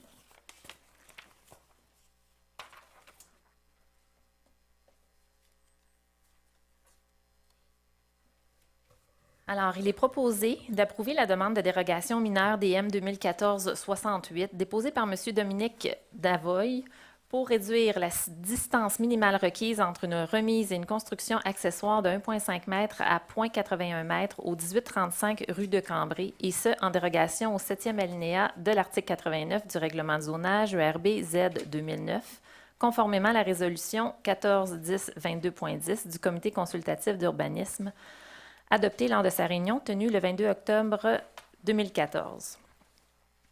Alors, avant d'en faire la proposition, on doit demander s'il y a des gens dans la salle qui ont des commentaires ou qui s'y opposent. Alors, j'en fais la proposition. Appuyé par M. Bédard. 7.7.2 maintenant. Alors, il est proposé d'approuver la demande de PIA 2014-69 déposée par M. Paul Fessler des entreprises SBG pour et au nom de la société 2645-2797 Québec Inc. pour l'agrandissement arrière des aires de stationnement existantes au 1950 rue Marie-Victorin, et ce, conformément à la résolution 1410-22.6 du Comité consultatif d'urbanisme, adoptée lors de sa réunion tenue le 22 octobre 2014. Alors, j'en fais la proposition. Appuyé par J'appuie. M. Guévremont. 7.7.3 maintenant. Il est proposé d'approuver la demande de modification au PIA 2014-003 adoptée par le Conseil municipal lors de sa séance du 15 septembre 2014, déposée par M. Patrice Gamache, architecte, pour et au nom de Maple Armor Inc., pour le remplacement du plan d'aménagement paysager 13414-01 du 19 août 2014, incluant la liste des plantations, et pour l'ajout des plans de drainage au 1295 rue René Descartes, et ce, conformément à la résolution 1410-22.9 du CCU, adoptée lors de sa réunion tenue le 22 octobre 2014. Alors, j'en fais la proposition. Appuyé par M. Bédard. Maintenant, nous en sommes au point 7.7.4. Mme Bérubé. Il est proposé d'appuyer l'organisme Ciel et Terre pour la présentation de ces deux projets de subvention, à savoir le Ruisseau Massé, un corridor pour la biodiversité en Montérégie, 2015-2016, et un réseau d'habitat pour la conservation de la rainette Faux-Grillon de l'Ouest en Montérégie, 2015-2017, et d'autoriser le directeur du développement urbain, M. Jean Larose, à signer pour et au nom de la municipalité tout document afférent à ces demandes d'appui. Appuyé par Je vais l'appuyer. Mme Allary. Ça va. Point 7.7.5, toujours Mme Bérubé. J'y arrive. C'est long. Alors, il est proposé de nommer respectivement M. Claude Thier et Benoît Rancourt à titre de président et vice-président du comité consultatif en environnement. Appuyé par J'appuie. M. Guévremont. 7.7.6. C'est moi qui vais le proposer, donc excusez-moi, je suis rendu là. C'était un peu inattendu. Il est proposé de nommer respectivement M. Pierre Leduc et Mme Nancy Robitaille à titre de président et vice-président du comité consultatif de développement économique. Qui propose? J'en fais la proposition. M. Bédard, qui appuie? Et j'appuie. Mme Michèle Archambault. 7.7.7. Monsieur, donc c'est encore moi, donc conclusion d'une entente hors cours, acquisition de terrain. Donc, on va y arriver. Donc, il est proposé d'autoriser le directeur du développement urbain à signer pour et au nom de la municipalité les déclarations de règlement hors cours suivantes et tout autre document y afférent. Donc, je vais faire grâce un peu de la liste, si vous me le permettez. Il y a quand même 21 noms. Donc, au total, pour 1 532 000, donc 21 entités différentes là, que l'on va, pour lesquelles il y a eu une expropriation, mais un règlement hors cours. Et puis, à ce montant-là d'1 532 193, vous avez à l'écran là, les différents éléments. Donc, on paie les frais des procureurs pour 26 000 les honoraires professionnels pour 226 000 donc ce qui donne un coût total d'1 780 000 Et, d'autoriser le paiement des honoraires professionnels aux 3 firmes, d'autoriser l'utilisation de la réserve d'expropriation de terrains industriels de l'excédent cumulé affecté pour 1 021 700 que vous voyez à l'écran, et d'autoriser l'affectation d'un montant de 563 800 des activités de fonctionnement afin d'augmenter le budget de règlement d'emprunt 2010-2011 relatif à ces expropriations. Donc, le règlement d'emprunt était d'1 700 000, ce qui donne au total 3 285 500. Et avec ce montant-là qu'on avait, dont on dispose, on a effectivement on a obtenu ce règlement en cours-là et ça nous a permis aussi, de tous les autres terrains qui ont été expropriés, d'en payer la totalité des coûts. Donc, le 3 285 000 couvre la totalité de ces éléments d'expropriation. Et c'est un dossier qui avait commencé, je crois, en 2010 ou 2011 dans ces années-là. Donc, c'est un point final à... Et le 563 000 vient de la vente du terrain de Maple Hammer, qui est affecté à l'acquisition de ces terrains, qui vont nous permettre, éventuellement, commission de propriété de la ville, on devrait être en mesure de les vendre autour de 4,75 ou 4,80 peut-être même un peu plus du pied carré. Donc, pour nous, il y a un avantage financier qui est quand même pas non négligeable. Puis, en plus, il y a des entreprises qui devraient s'installer sur ces terrains-là. Donc, qui en fait la proposition? Je vais en faire la proposition. Madame, qui appuie? Je vais appuyer. Madame Archambault. Monsieur Murray. Oui. Juste un bref commentaire. C'est un dossier qui a une certaine complexité compte tenu qu'il date de 4 ans. Et j'avais demandé une présentation plus développée. Madame Hamelin, ici, la directrice générale, et Monsieur Larose m'ont fait une présentation très détaillée, très complète, avec ce qu'on appelle de la mémoire corporative. Et j'aimerais les remercier publiquement parce que c'était assez impressionnant. Merci. Merci, M. Bessner. Donc, ça va pour ce point-là. Nous en sommes maintenant au point 7.8, greffe et contentieux. Aucun sujet à l'ordre du jour. Le point 7.9, concernant les travaux publics. M. Guévremont. 7.9.1, interdiction de stationnement sur la place Dunant. Il est proposé d'interdire le stationnement en tout temps du côté nord de la place Dunant sur une longueur de 30 mètres à partir du boulevard Seigneurial Ouest. J'en fais la proposition. J'appuie. Madame Bérubé, ça va. 7.9.2. 7.9.2, adjudication d'un contrat de modernisation de la chaufferie à l'aréna Michael Bilodeau. Alors, il est proposé d'adjuger le contrat de modernisation de la chaufferie à l'aréna Michael Bilodeau au plus bas soumissionnaire conforme, à savoir le groupe Senco Inc., selon les prix unitaires soumis, pour un montant approximatif de 85 000 incluant les taxes nettes, le tout tel qu'il apparaît de l'appel d'offres APP SI 1440. Ça, en fait, c'est les tanks à eau chaude, finalement, qui sont plus que dus, et le coût de réparation ou d'entretien par année vont se payer rapidement après l'achat. Donc, j'en fais la proposition. Ça va, il y a une petite erreur, vous voyez à l'écran, c'est 85 000 et non pas 82 250 85 302 05. Ça, c'est mon erreur. OK. J'en fais la proposition. Appuyé par M. Bédard. Le point 7.10. C'est moi, monsieur. Le génie, donc il n'y a aucun sujet à l'ordre du jour. OK, c'est l'autre. Le point 8, avis de motion, projet de règlement et règlement. Donc, le 8.1, à vous, Mme Bérubé. Merci. Il est proposé d'adopter le règlement 2014-19 modifiant le règlement 2014-13 concernant l'utilisation des armes et des matières explosives afin d'ajouter une disposition concernant l'application du règlement tel que présenté avec dispense de lecture.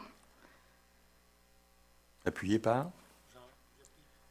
M. Bédard. Peut-être un petit élément d'information. Nous avons eu vent dernièrement, effectivement, dans un endroit au sud 116, pour ne pas le nommer, le Boisé des Hirondelles, qu'on avait entendu des coups de feu, donc l'utilisation... Boisé-Sabourin, j'ai dit quoi? Oh, excusez-moi, une déformation professionnelle. Donc, effectivement, dans le Boisé-Sabourin, il y a eu des coups de feu, et donc ça avait vraiment, là, les gens ont été comme saisis par rapport à ça. Ils sont venus nous voir, et à venir jusqu'à aujourd'hui, comme on n'avait pas adopté ces règlements-là, les policiers ne pouvaient pas intervenir, et donc ne pouvaient pas émettre de contravention, ce qui va être le cas maintenant. Donc, on devrait être en mesure de régler ce problème-là, parce que les gens entendaient des coups de fusil, des balles, leur cyclo aux oreilles, ce qui est assez spécial, on l'admettons. 8.2.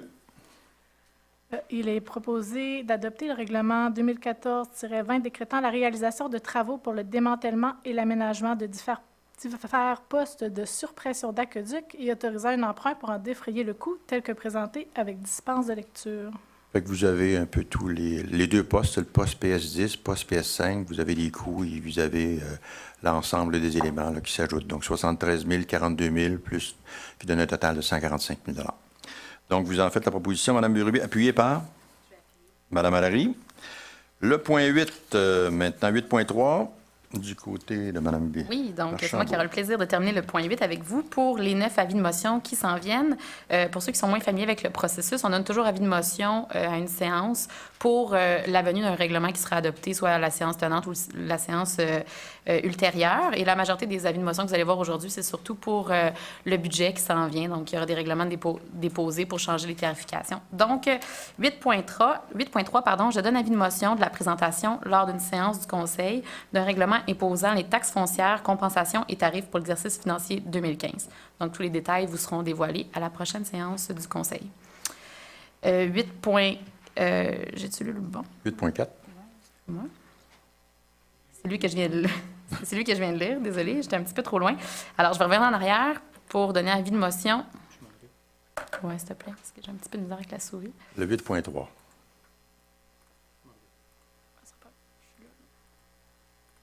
Voilà. Alors, nous y voici. Le 8.3, je donne avis de motion de la présentation lors d'une séance du Conseil d'un règlement modifiant le règlement T.1-8A, imposant une tarification pour l'utilisation d'un bien ou d'un service ou pour le bénéfice retiré d'une activité de la Ville afin d'y modifier et prévoir certains tarifs.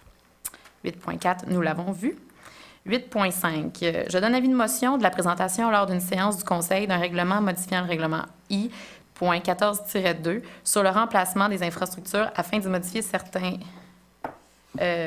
coûts afférents. Donc, vous voyez, là, ce qui va être modifié, là, c'est au niveau de la tarification puis des mètres linéaires, si je ne me trompe pas, au frontage, là, lorsqu'il y a des travaux d'effectuer. 8.6.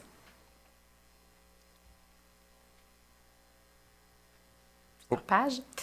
Je donne avis de motion de la présentation lors d'une séance du Conseil d'un règlement décrétant divers travaux d'aménagement, d'installation récréative et autorisant un emprunt pour en défrayer les coûts.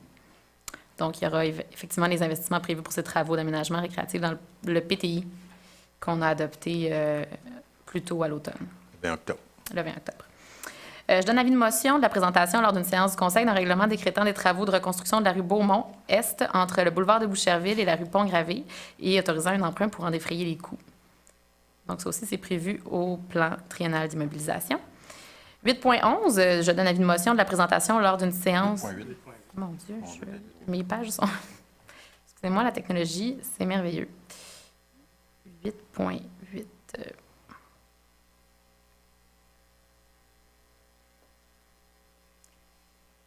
Je donne avis de motion de la présentation lors d'une séance du Conseil d'un règlement décrétant divers ouvrages d'infrastructure et autorisant un emprunt pour en défrayer les coûts. Donc, vous aurez le détail dès la prochaine séance. Je donne avis de motion de la présentation lors d'une séance du Conseil d'un règlement décrétant des travaux de reconstruction de la rue Montpellier et autorisant un emprunt pour en défrayer les coûts, pour un total de 2,3 millions de dollars. d'investissement, mais évidemment, il faut savoir qu'il y a des subventions octroyées par le ministère qui couvrent une portion des coûts.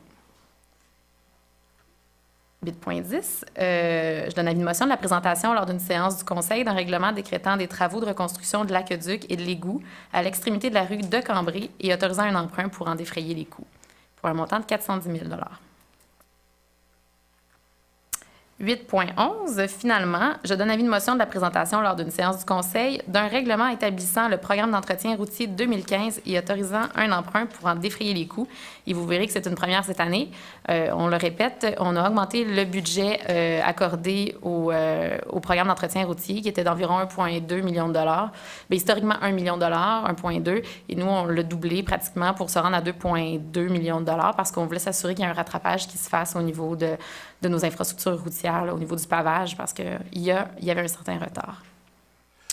Petit commentaire, en fait, les éléments que vous avez vus, les montants qui apparaissaient à l'écran, évidemment, c'est des investissements totaux, ce n'est pas nécessairement les emprunts qui vont être réalisés, là, parce qu'il y a quand même des éléments, des tierces entités ou des montants qu'on a par ailleurs pour faire face à ces dépenses-là.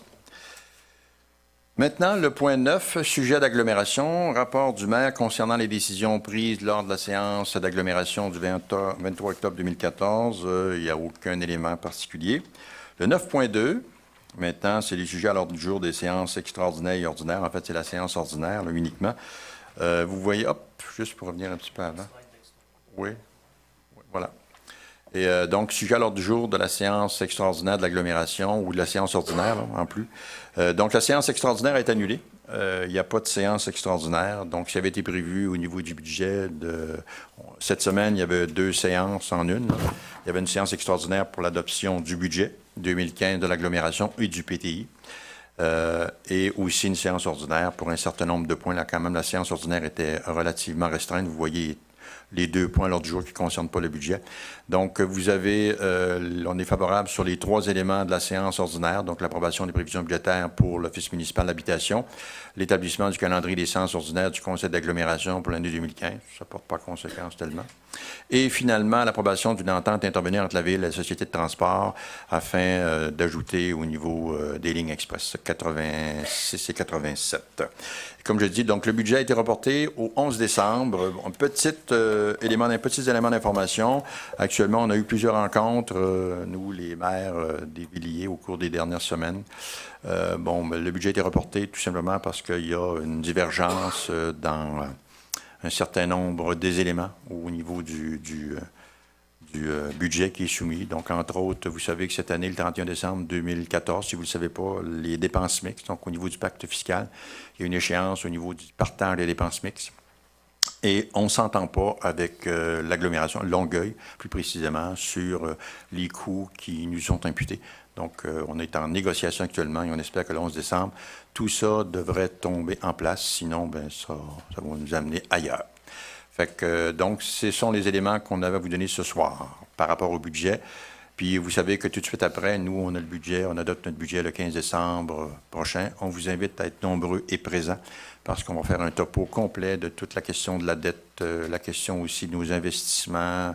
On va regarder notre budget d'opération. Donc, on va vraiment faire un exercice approfondi et surtout, on va indiquer vers quoi on s'en va. Et je le répète, notre objectif, c'est que l'impact au niveau du citoyen soit le moindre possible et au minimum. Et on va faire tous les efforts requis. Donc, on va regarder effectivement tous les postes budgétaires. Petit aparté aussi par rapport à ça, je peux vous dire aussi que les décisions qui sont prises au bénéfice de la communauté. Donc, si on fait des investissements, entre autres, dans des événements, c'est parce que pour nous, ça amène aussi une activité, une vitalité au niveau du centre-ville. Et c'est dans ce contexte-là que ces investissements-là sont faits.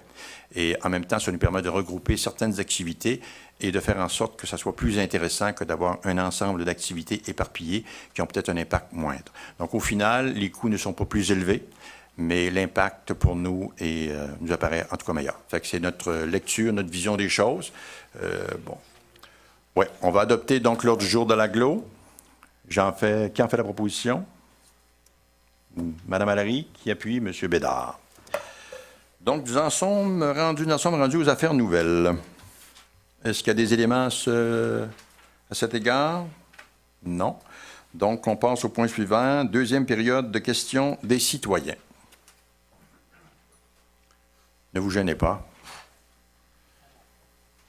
Oh. Bonsoir, Serge Moquin. D'abord, en fait, il y a deux sujets que je voulais aborder. La question des consultations publiques qu'il y a eu ce mois-ci concernant les tambours et concernant le stationnement sur rue. Et la question du marché de Noël, la féerie. Je vais commencer par ce dernier point. Moi, je trouve que c'est un beau défi qu'on se donne dans la période des fêtes, de dire, parce qu'on s'entend, on approche la période des fêtes, on va avoir beaucoup de magasinage, les gens vont être occupés à gauche puis à droite, ça. De commencer les fêtes et faire d'autres choses que juste magasiner, mais de venir fêter ensemble. Et moi, je vois un peu dans cette initiative-là un beau pari que les gens vont prendre du temps pour venir fêter. On va souhaiter que ça marche, mais qui n'essaie rien n'a rien. Et je pense qu'une initiative comme celle-là peut attirer des gens vers Saint-Bruno, puis nous aider à être aussi un phare, donc un événement pour les citoyens, mais des gens qui seraient curieux aussi de venir voir qu'est-ce qu'on peut faire de ce côté-là. Au niveau des coûts, moi, la présentation qui m'a été faite, en tout cas, je trouve assez heureux qu'on ait fusionné des événements qui étaient, d'un certain côté, je prends par exemple les vœux du maire, je dirais presque élitistes, qui étaient finalement réservés à quelques citoyens. C'est annoncé largement, mais plus souvent, c'était les gens près de l'administration qui se retrouvaient là. On prend donc l'argent qui était alloué à ça, puis on le met dans cet événement-là, qui se veut un événement où vraiment toute la population est appelée, où on sait généralement que les gens répondent assez bien.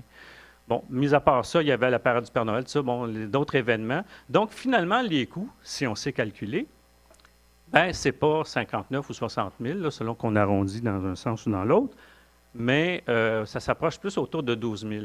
Alors, même en période de contraintes budgétaires, où on doit serrer la ceinture, mais réalistement, 50 cents par habitant à Saint-Bruno, je ne pense pas qu'on va crever le compte de taxes des gens de Saint-Bruno avec un événement comme celui-là.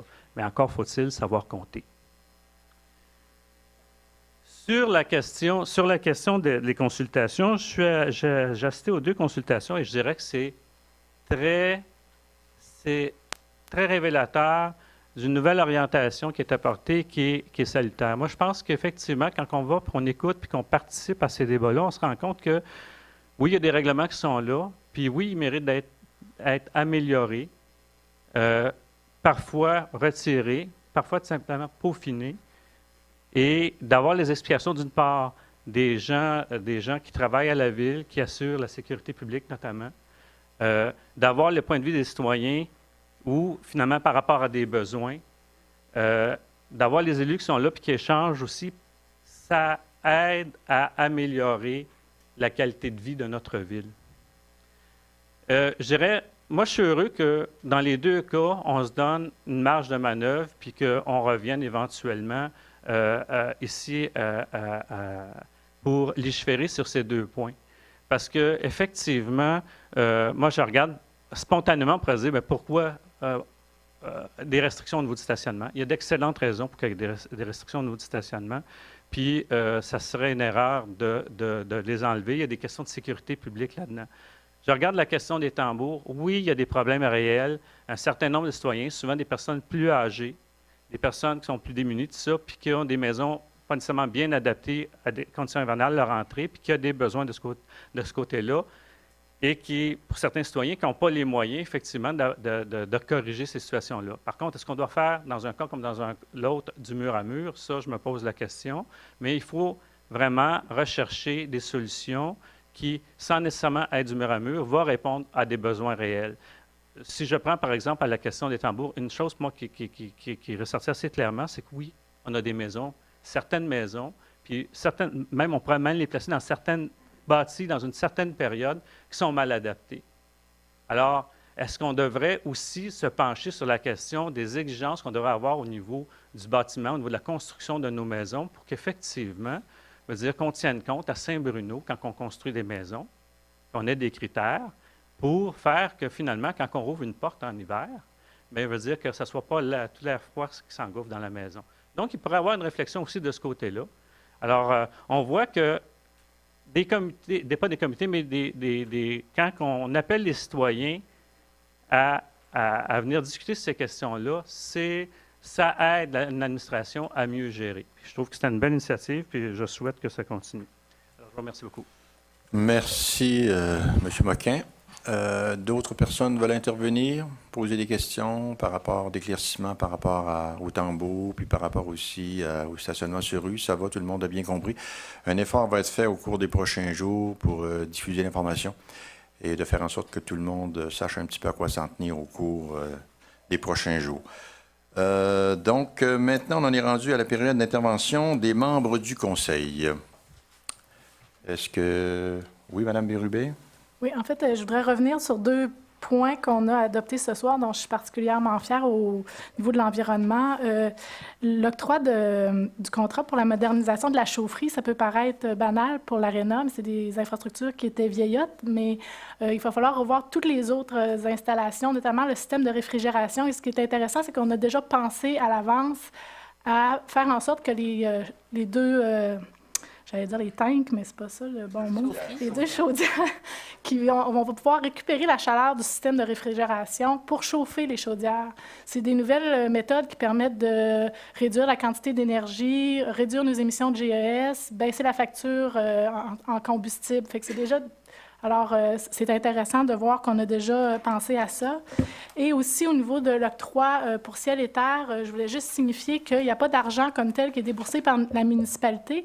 C'est on pourrait dire un échange de bons procédés, mais Ciel bénéficie déjà de l'aide du fédéral en vertu du programme d'intendance des habitats. Et je parle ici de la petite rainette dont vous avez peut-être entendu parler, qui est une espèce menacée d'extinction et qui est très malmenée en Montérégie. Il n'en reste que 5 endroits, dont à Saint-Bruno. Et je dois dire que, comme elle est dans le Boisé-Sabourin, on faisait peu d'état de la situation de cette espèce. Et maintenant, on va pouvoir la recenser et suivre les populations. Donc, je trouve ça très intéressant au niveau de la biodiversité. Et aussi le ruisseau Massé, qui est un des habitats de la rainette. Donc, avec l'entente qu'on a avec Ciel, on va pouvoir échanger des données pour leur permettre de monter leur base et travailler à ça. Merci. D'autres interventions? Oui. Madame Hudon. Bon, d'abord, premièrement, je vais revenir sur la question des tambours. Je suis ravie qu'on ait décidé de modifier un peu dans le sens de ce que j'avais demandé déjà au mois de novembre l'année dernière. On l'a précisé à la session de travail lundi dernier. Je pense que ce serait important de sortir le communiqué le plus rapidement possible et peut-être de communiquer avec les gens qui avaient reçu, entre autres, l'année dernière, des avis d'infraction, même s'ils n'avaient pas payé. Il y a des gens qui n'ont pas encore installé leur tambour parce qu'ils sont inquiets, parce qu'ils avaient déjà reçu l'année dernière un avertissement. Alors, si c'était possible de faire ça assez vite, parce que franchement, la neige nous a pris un peu de vitesse cette année. Et puis, pour les gens, c'est sûr que l'installation, normalement, on doit faire ça au début novembre. On est déjà rendu au 17, alors... je pense que ce serait important d'essayer peut-être de communiquer avec ces gens-là en priorité et puis de se faire sortir l'avis public le plus rapidement possible. Bon, en tout cas, quand même, le message est passé. Merci d'avoir compris que je pense que les tambours étaient une nécessité pour plusieurs personnes à Saint-Bruno. Maintenant, je voulais revenir aussi sur la question de Saint-Bruno sur le lac. Le 27 mai dernier, les citoyens de la rue Clairvue puis de la rue Delbault, vous avez demandé une rencontre pour faire part de leurs inquiétudes sur la construction des phases 4 et 5 des condos. Vous aviez dit à ce moment-là que vous alliez vous en occuper personnellement. Les gens sont revenus à plusieurs occasions, sont venus en parler au mois de juillet, au mois d'août, au mois d'octobre. Les gens ont demandé qu'une décision qui soit prise sur la question de la zone tampon. On s'attendait, dans le fond, on avait convenu lors d'une réunion, en tout cas, les gens avaient compris, les citoyens et leurs conseillères avaient compris que la question du ruisseau, en fait, qui allait être creusé, serait en tout cas, repensé en fonction des inquiétudes des citoyens et que la question des niveaux entre les terrains serait réglée avant qu'on procède à l'aménagement de cette infrastructure-là. Il n'y a rien qui s'est passé. Les gens, la question des niveaux n'est toujours pas réglée. Les plans promis par le promoteur ne sont toujours pas arrivés, mais le ruisseau a été creusé. Donc, c'est sûr que pour les gens où il y a des problèmes de niveau entre les terrains des condos et leur propre terrain, bien, ça fait juste empirer, si vous voulez, la situation dans cette bande-là, dans cette bande tampon qui appartient à la Ville. Les citoyens ont demandé, sont venus demander publiquement que la bande tampon, que la jouissance de la bande tampon leur soit accordée. Une petite et très maigre compensation pour les inconvénients qu'ils subissent suite à la construction des condos. Et on est rendu là, au mois de novembre, c'est 6 mois plus tard, puis on n'a toujours pas de réponse, mais la construction, elle, ne s'est jamais arrêtée. Alors, là, je pense que je me fais le porte-parole des citoyens du quartier 1. Quand est-ce qu'on va s'occuper de répondre à leurs interrogations? On n'a pas rien arrêté du côté du promoteur. On n'a pas mis... Moi, j'ai envoyé des courriels, j'ai demandé qu'est-ce qu'on avait fait comme pression. Je n'ai pas reçu de réponse à savoir s'il y avait des pressions qui avaient été faites, mais 6 mois plus tard, on n'a pas de réponse. Les citoyens n'ont pas de réponse. On ne sait rien sur la bande tampon, puis on ne sait rien sur les aménagements qui sont prévus. Alors, je vous dirais Vous me permettez de répondre, Mme Hudon? Bon, on a eu une rencontre la semaine dernière sur l'autre projet qui s'en vient au niveau de Saint-Bruno-sur-le-Lac. On a eu l'occasion de parler avec M. Lobato, qui est le propriétaire des lieux puis qui développe ce secteur-là, les phases 4 et 5. On lui a soulevé nos préoccupations. Il en est tout à fait conscient. Il veut travailler dans le sens de faire en sorte que les citoyens soient le moins lésés possible. Je peux vous dire que prochainement, on devrait être en mesure d'avoir le plan d'aménagement complet, mais évidemment, donc ça prend un petit peu de temps, un peu plus de temps qu'on prévoyait. Mais la volonté est là. Et je peux vous dire que les citoyens vont être rencontrés quand tout ça va être disponible. Et je pense que les citoyens vont avoir quand même quelque chose d'intéressant entre les mains. Et la volonté des uns et des autres, autant de la Ville que du promoteur, c'est de faire en sorte que les gens qui sont là, donc les 8 propriétaires, je pense, subissent le moins d'inconvénients possible, étant déjà acquis que malheureusement, le dossier a cheminé bien avant nous et qu'aujourd'hui, on est rendu à l'étape où on essaie de faire en sorte de minimiser l'impact. Donc ça, on ne le dira jamais assez. Je pense que malheureusement, et je peux vous dire aussi que par rapport au projet à venir, donc autant les maisons de ville que le projet sur Kerouac, j'ai entre autres dit au promoteur que je m'attendais qu'on ait plus de consultations que moins, que tous ces gens-là soient mis dans le coup avant même qu'on creuse quoi que ce soit, qu'on intervienne de quelque façon que ce soit. Je veux que les gens soient au courant de ce qui va arriver, de comment les choses vont se passer et qu'on puisse minimiser les dérangements ou les impacts négatifs qu'ils pourraient subir. Fait que ça, on est dans ce contexte-là et on est très attentif. S'il y a quelqu'un, en tout cas, qui est bien soucieux de la qualité de vie des citoyens, c'est moi. Et je pense que oui, on est face à une situation, on arrive un petit peu après coup. Et oui, il y a des gens qui vont voir disparaître leur accès au lac. Et oui, on va faire en sorte que l'aménagement paysager puisse faire en sorte de faire un écran. Oui, la Ville de Saint-Bruno a une zone tampon. Elle va faire en sorte que cette zone tampon-là serve d'abord et avant tout pour les citoyens. Oui, on est ouvert à tout ça. On a effectivement reçu les commentaires des citoyens. On les a rencontrés à quelques reprises. Et je peux vous dire qu'on est très attentif. Mais en même temps, un peu, je ne sais pas si vous avez lu en fin de semaine l'article dans la presse de Boucard Diouf, il y a une certaine sagesse dans ses propos. On peut galoper. Je pense que parfois, le trop est préférable parce que c'est mieux de prendre notre temps et de bien faire les choses que d'agir de façon précipitée et de mal faire les choses. Fait qu'on en est rendu là aujourd'hui et on espère que d'ici quelques semaines, le promoteur va être en mesure de nous soumettre un plan complet d'aménagement. Madame Malary, est-ce que vous aviez des commentaires à ajouter? Oui, en fait, c'était pour préciser qu'effectivement, les plans sont rentrés à la Ville, mais Il y a des demandes supplémentaires de la part de la Ville qui ont été envoyées aux promoteurs. Et là, on est dans la période d'échange. Alors, évidemment, avant de rencontrer les citoyens et de leur présenter les plans finaux, il faut d'abord qu'ils soient à notre satisfaction. Acceptable au niveau du social. Exactement. Alors, c'est là où on en est. Moi, je peux vous dire que je suis allée encore sur le terrain, voir des citoyens.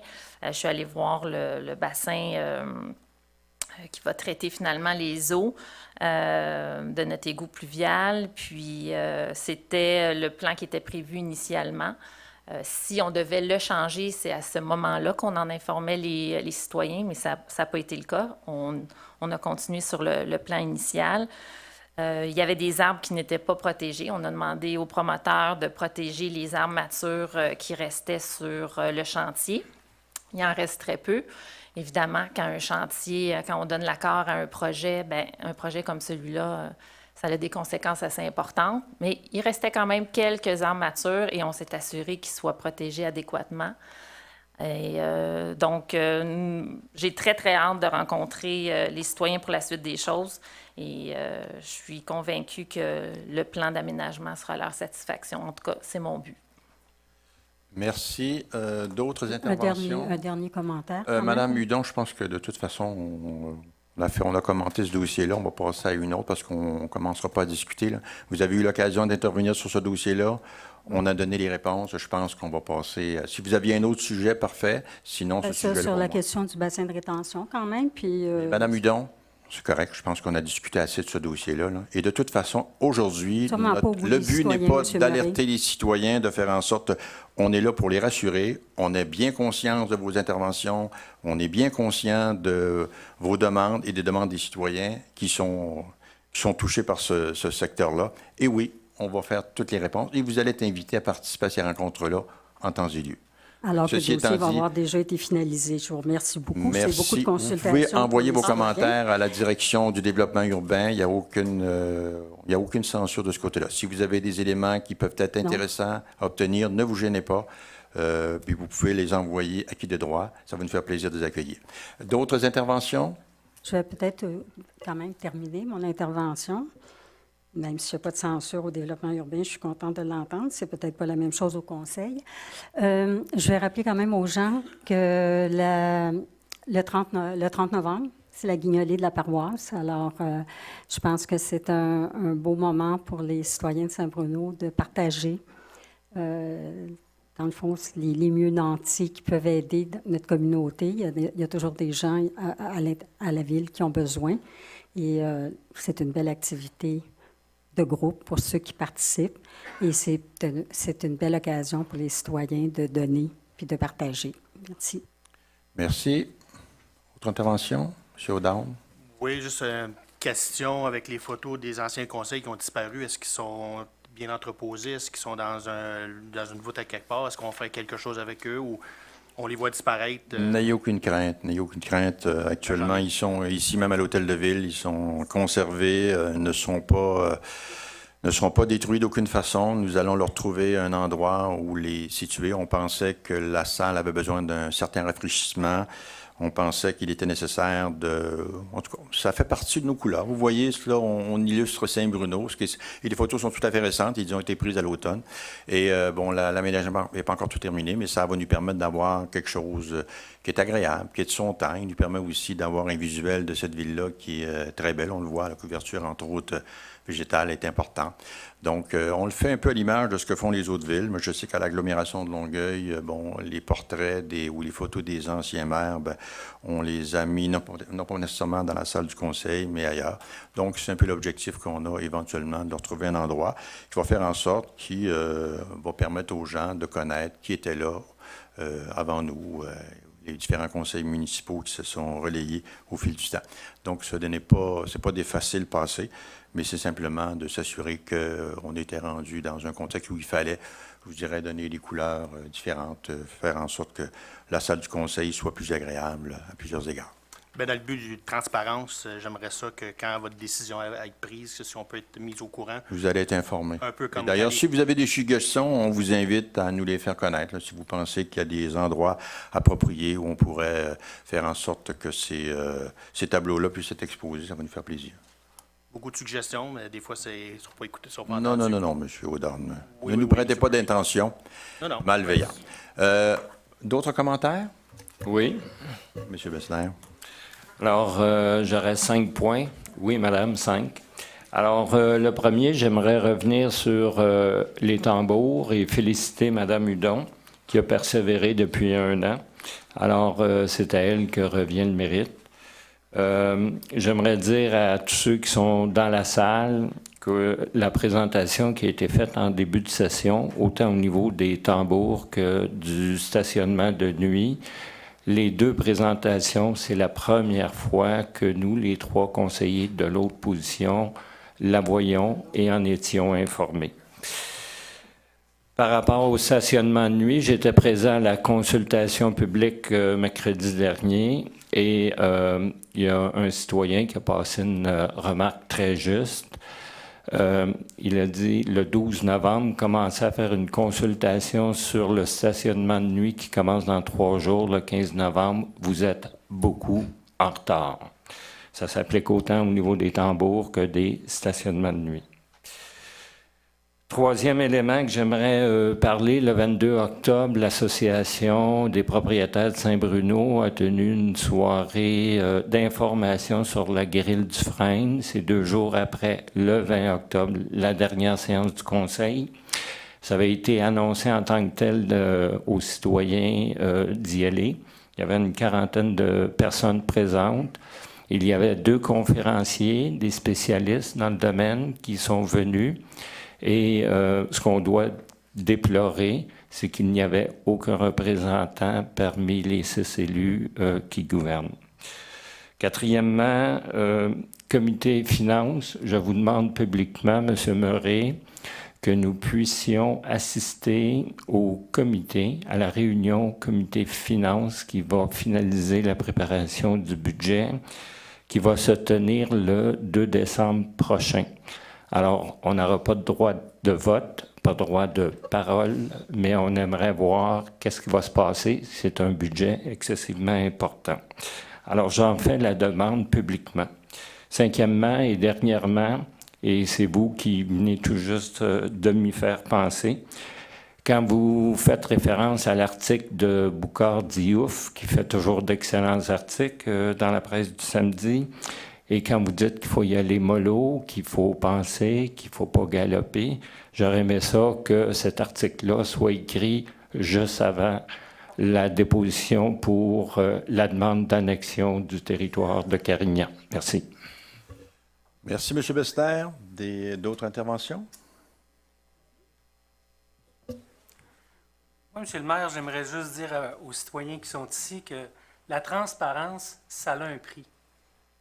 Ça a un prix de permettre aux gens de l'opposition d'avoir accès à tous les chiffres tels qu'ils nous sont présentés par l'administration. Et je prends exemple pour le marché de Noël. On a pris la peine de donner de façon très détaillée tout ce que les fonctionnaires ont pu mettre dans l'espèce d'événement en prenant les vœux du maire, la présentation du Père Noël, tout ce qui se faisait. Ils nous ont dressé une liste, puis on dit, bien, regarde, avec les anciens budgets, c'est ça qu'on faisait, puis avec le marché de Noël, ça prendrait ça de plus, puis ça pourrait coûter ça. Puis tous les conseillers ont eu accès à ça. Cette présentation-là était intérimaire entre 2 réunions du fameux comité de la féerie de Noël, qui avait pour but de faire l'élagage des choses qui sont pertinentes et désirables pour le marché de Noël. Et quand M. Bessner fait référence au vin chaud du maire, ça, c'était une patente de l'ancienne administration lors des vœux du maire au centre Marcel Dulude, où ce qu'on donnait cette espèce de petit breuvage-là, qui était dans la liste d'épicerie, qui a revolé, vous comprendrez bien, parce qu'on n'en avait pas besoin. Il y a bien des choses comme ça qu'on a décidé d'élaguer pour se concentrer sur ce que les Montarvillois peuvent avoir intérêt à avoir dans un marché de Noël. Une fête qui va rallier les enfants, les plus grands, puis qui va permettre à Saint-Bruno de rayonner d'un peu plus grand que son nombril. Alors, c'était mon simple commentaire. Merci. D'autres commentaires, d'autres interventions? M. Guévremont. Merci. Brièvement, pour ce qui est de la consultation publique sur le stationnement de nuit, effectivement, il y a eu plusieurs commentaires. Certains étaient pour, certains étaient contre. Le commentaire du 12 novembre est ressorti, mais c'était aussi accompagné du fait qu'on réalise qu'au moins on s'y penche. Et donc, on peut voir soit le verre vide ou le verre plein. Moi, je le voyais positif lorsqu'on est sorti de cette rencontre-là, c'est qu'au moins on s'y est penché. Il y a des gens qui ont été intéressés et interpellés, qui sont venus émettre des opinions. Et comme un citoyen a dit tantôt, les revendications pour et contre étaient totalement légitimes. Et j'ose espérer qu'on a trouvé un juste milieu qui fait l'affaire de tous. Finalement, il y a une consultation publique qui se fera mercredi. Mme Bérubé a été modeste, elle n'en a pas parlé, mais c'est sur la grille du frein, justement. Donc, la Ville s'est préparée et va tenir une consultation publique ce mercredi-ci sur la grille du frein, qui est un suivi là, du dossier que Mme Bérubé chapeaute depuis un certain temps. Donc, c'est clair que tout le monde est invité pour venir assister à cette présentation qui se fait ici à l'Hôtel de Ville. Bonne soirée. D'autres interventions? Oui, s'il vous plaît. Merci. Oui, Mme Valérie. Alors, moi, je voudrais simplement attirer votre attention sur le 20 novembre prochain. Le 20 novembre prochain, bien, c'est la Journée internationale des droits de l'enfant. Et à Saint-Bruno, bien, on a décidé de souligner cette journée-là. Alors, il y aura une série d'activités gratuites offertes pour nos jeunes. Alors, si vous voulez avoir le détail, il s'agit d'aller sur notre site Web. Parlant de site Web, je vous rappelle qu'on a des nouveaux outils de communication, notre infolettre. Vous pouvez vous abonner à notre infolettre, la recevoir via courriel. Il y a un paquet d'informations intéressantes. On vous l'envoie à toutes les 2 semaines. Et enfin, étant donné que j'étais à la consultation publique sur les tambours, je suis très heureuse qu'on soit tous d'accord enfin sur ce changement de réglementation-là. Je suis heureuse que ce soit notre administration qui fasse enfin le pas, parce que ce que j'ai compris via cette consultation publique-là, c'est qu'il y a des gens en 2009, en 2010, en 2011, en 2012 qui recevaient des avis d'infraction. Et le dernier conseil n'a jamais voulu changer la règlementation. Nous, ça nous aura pris 10 mois. Ça fait 40 ans que le règlement existe. Je pense que ça fait plusieurs années qu'il est à l'insatisfaction. Donc, bravo à nous d'avoir passé à l'action. Ça va? OK, donc une petite dernière intervention de ma part. Bon, effectivement, pour surenchérir sur la rencontre de cette semaine, on va vous soumettre un projet de plan d'action au niveau de la grille du Frêne. Oui, on est bien conscient qu'il y a eu une rencontre d'information le 22 octobre. Nous n'étions pas là parce que le soir même, personnellement, j'étais à une autre rencontre, un débat public au niveau de la commission scolaire. Je trouve important d'y être. Et d'autant plus que pour nous, on travaillait déjà sur l'organisation de notre propre rencontre d'information. C'est un travail, vous allez voir, mercredi soir prochain, donc dans 2 jours. Ça a été un travail qui a pris plusieurs mois. Ça n'a pas été fait à la légère. La grille du frein est une bébite, malheureusement, qui se fout un peu de tout, donc qu'on peut difficilement éradiquer. On va aller, je vous dirais, on va parler au plus urgent. C'est un plan de match sur 5 ans. Nous allons aussi, pourquoi je parle de projet? Parce que le plan définitif devrait être adopté au mois de février. Nous avons, entre-temps, moi et Mme Bérubé, à rencontrer toutes les villes environnantes, parce qu'il y a aussi une concertation entre les différentes municipalités, qui malheureusement n'est pas là. Et on profite de cette période-là parce que la grille du frein n'est pas active durant la période hivernale. Ça nous donne quand même quelques semaines pour avoir tous les éléments en main. Nous allons avoir une experte au niveau québécois, peut-être même au niveau mondial, qui connaît très bien. On a eu une rencontre cet après-midi préparatoire et on voit que la personne possède une information de haut niveau.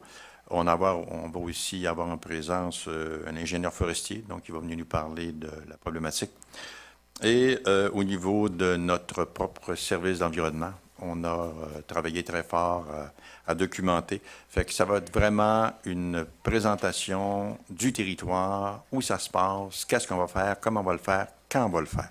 Donc, pour nous, il est impératif de bien préparer les choses. Il y a des coûts à ça, je vous l'annonce, c'est que ça ne se fait pas gratuitement. Je vois M. Dufour. La difficulté, c'est que oui, on voudrait bien faire les choses à peu de frais, mais il y a des coûts associés qui sont assez considérables. Vous allez voir quand on va vous présenter l'information mercredi soir prochain. Imaginez-vous simplement que la coupe d'un arbre coûte à peu près 800 $. Le remplacer peut coûter à peu près 300 à 400 $. Fait que vous voyez, l'un dans l'autre, calculez un petit peu ce que ça peut vouloir dire quand vous avez à peu près 1500 arbres qui vont être atteints et à remplacer au cours des 5 prochaines années.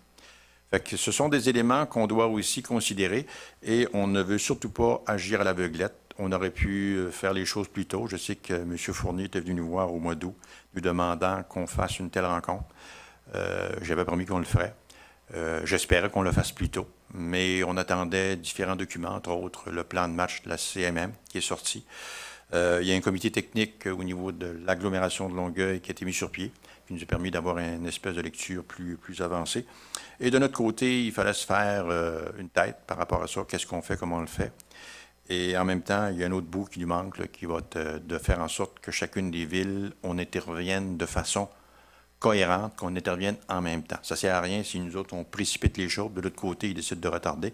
Donc, cette concertation-là est nécessaire. Quand je parle de concertation, c'est autant avec Carignan, avec Saint-Basile, avec Sainte-Julie, qu'avec Boucherville et toutes les villes qui jouxtent les territoires de Saint-Bruno, Chambly y compris.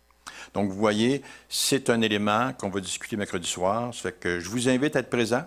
C'est une rencontre qui va vous permettre d'en connaître bien davantage sur cette bestiole-là. Et si vous avez beaucoup de frênes sur votre terrain, bien évidemment, je pense que vous avez malheureusement un problème que vous allez essayer, un peu comme nous, de régler au cours des 5 prochaines années ou des 6 prochaines années. Je pense qu'on est tous un petit peu dans le même bain. Autre élément aussi que j'aimerais ajouter, ce que je voudrais, puis je le dis, là, je m'excuse un peu pour tout à l'heure m'être emporté. Je pense que chacun d'entre nous, on a l'obligation, quand on intervient, de rester à un niveau général. Vous pouvez ne pas être d'accord, mais s'il vous plaît, ne nommez pas les personnes. Ces personnes-là n'ont rien à voir. Je vais prendre comme exemple Mme Rodrigue, qui n'a rien à voir dans la situation. Nous ne sommes pas là pour faire le procès de Mme Rodrigue. On peut ne pas être d'accord sur le fait que c'est la pêche, quel contrat, qu'on aurait peut-être pu trouver quelqu'un d'autre à moindre coût. Ça, je suis d'accord. C'est le genre de commentaires que je vais recevoir. Mais, puis je vous le dis aussi au niveau des citoyens, s'il vous plaît, évitez de nommer des personnes. C'est blessant pour ces personnes-là. C'est difficile aussi à avaler. Puis, peut-être qu'on a des raisons d'avoir ce genre de lecture-là. Mais les personnes qui sont de l'autre côté de la clôture trouvent ça aussi un petit peu difficile de recevoir ces commentaires-là. Fait que je vous dis, vous êtes en opposition, parfait. Il faut discipliner nos interventions. Il faut surtout éviter de stigmatiser quiconque. Et je pense que les discussions vont être beaucoup plus intéressantes si on en reste à ce niveau-là. Si on discute sur le fond des choses. Et puis, moi, ce que j'ose espérer, c'est qu'on puisse faire en sorte qu'on fasse avancer les dossiers. On fait du mieux qu'on peut. On n'est pas parfait, je ne le répéterai jamais assez. On essaie d'être le plus transparent possible. Il y a en passant un article en fin de semaine dans la presse où on mentionnait le maire de Gatineau que j'ai rencontré personnellement. Je suis tout à fait d'accord avec le monsieur au niveau de la transparence. Et nous avons un comité éthique et gouvernance, on va pousser très loin cette transparence-là.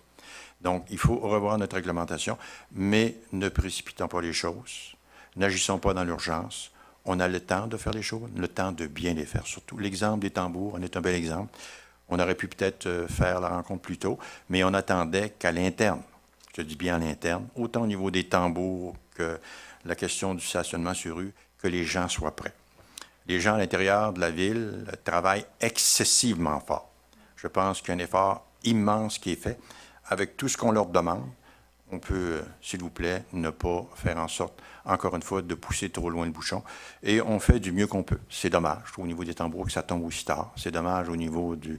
Mais la beauté de la chose, c'est que la résultante, c'est que vous allez pouvoir avoir un tambour. C'est que vous allez pouvoir stationner sur rue cet hiver. Et je pense que c'est ça qui est important, c'est le résultat. Ceci étant dit, je m'arrête et je vais maintenant demander, proposer la levée de l'Assemblée. Qui fait la proposition dans la levée de l'Assemblée? Mme Allary, qui appuie. Et j'appuie. Mme Archambault. Merci bien, bonne fin de journée à tous et au revoir.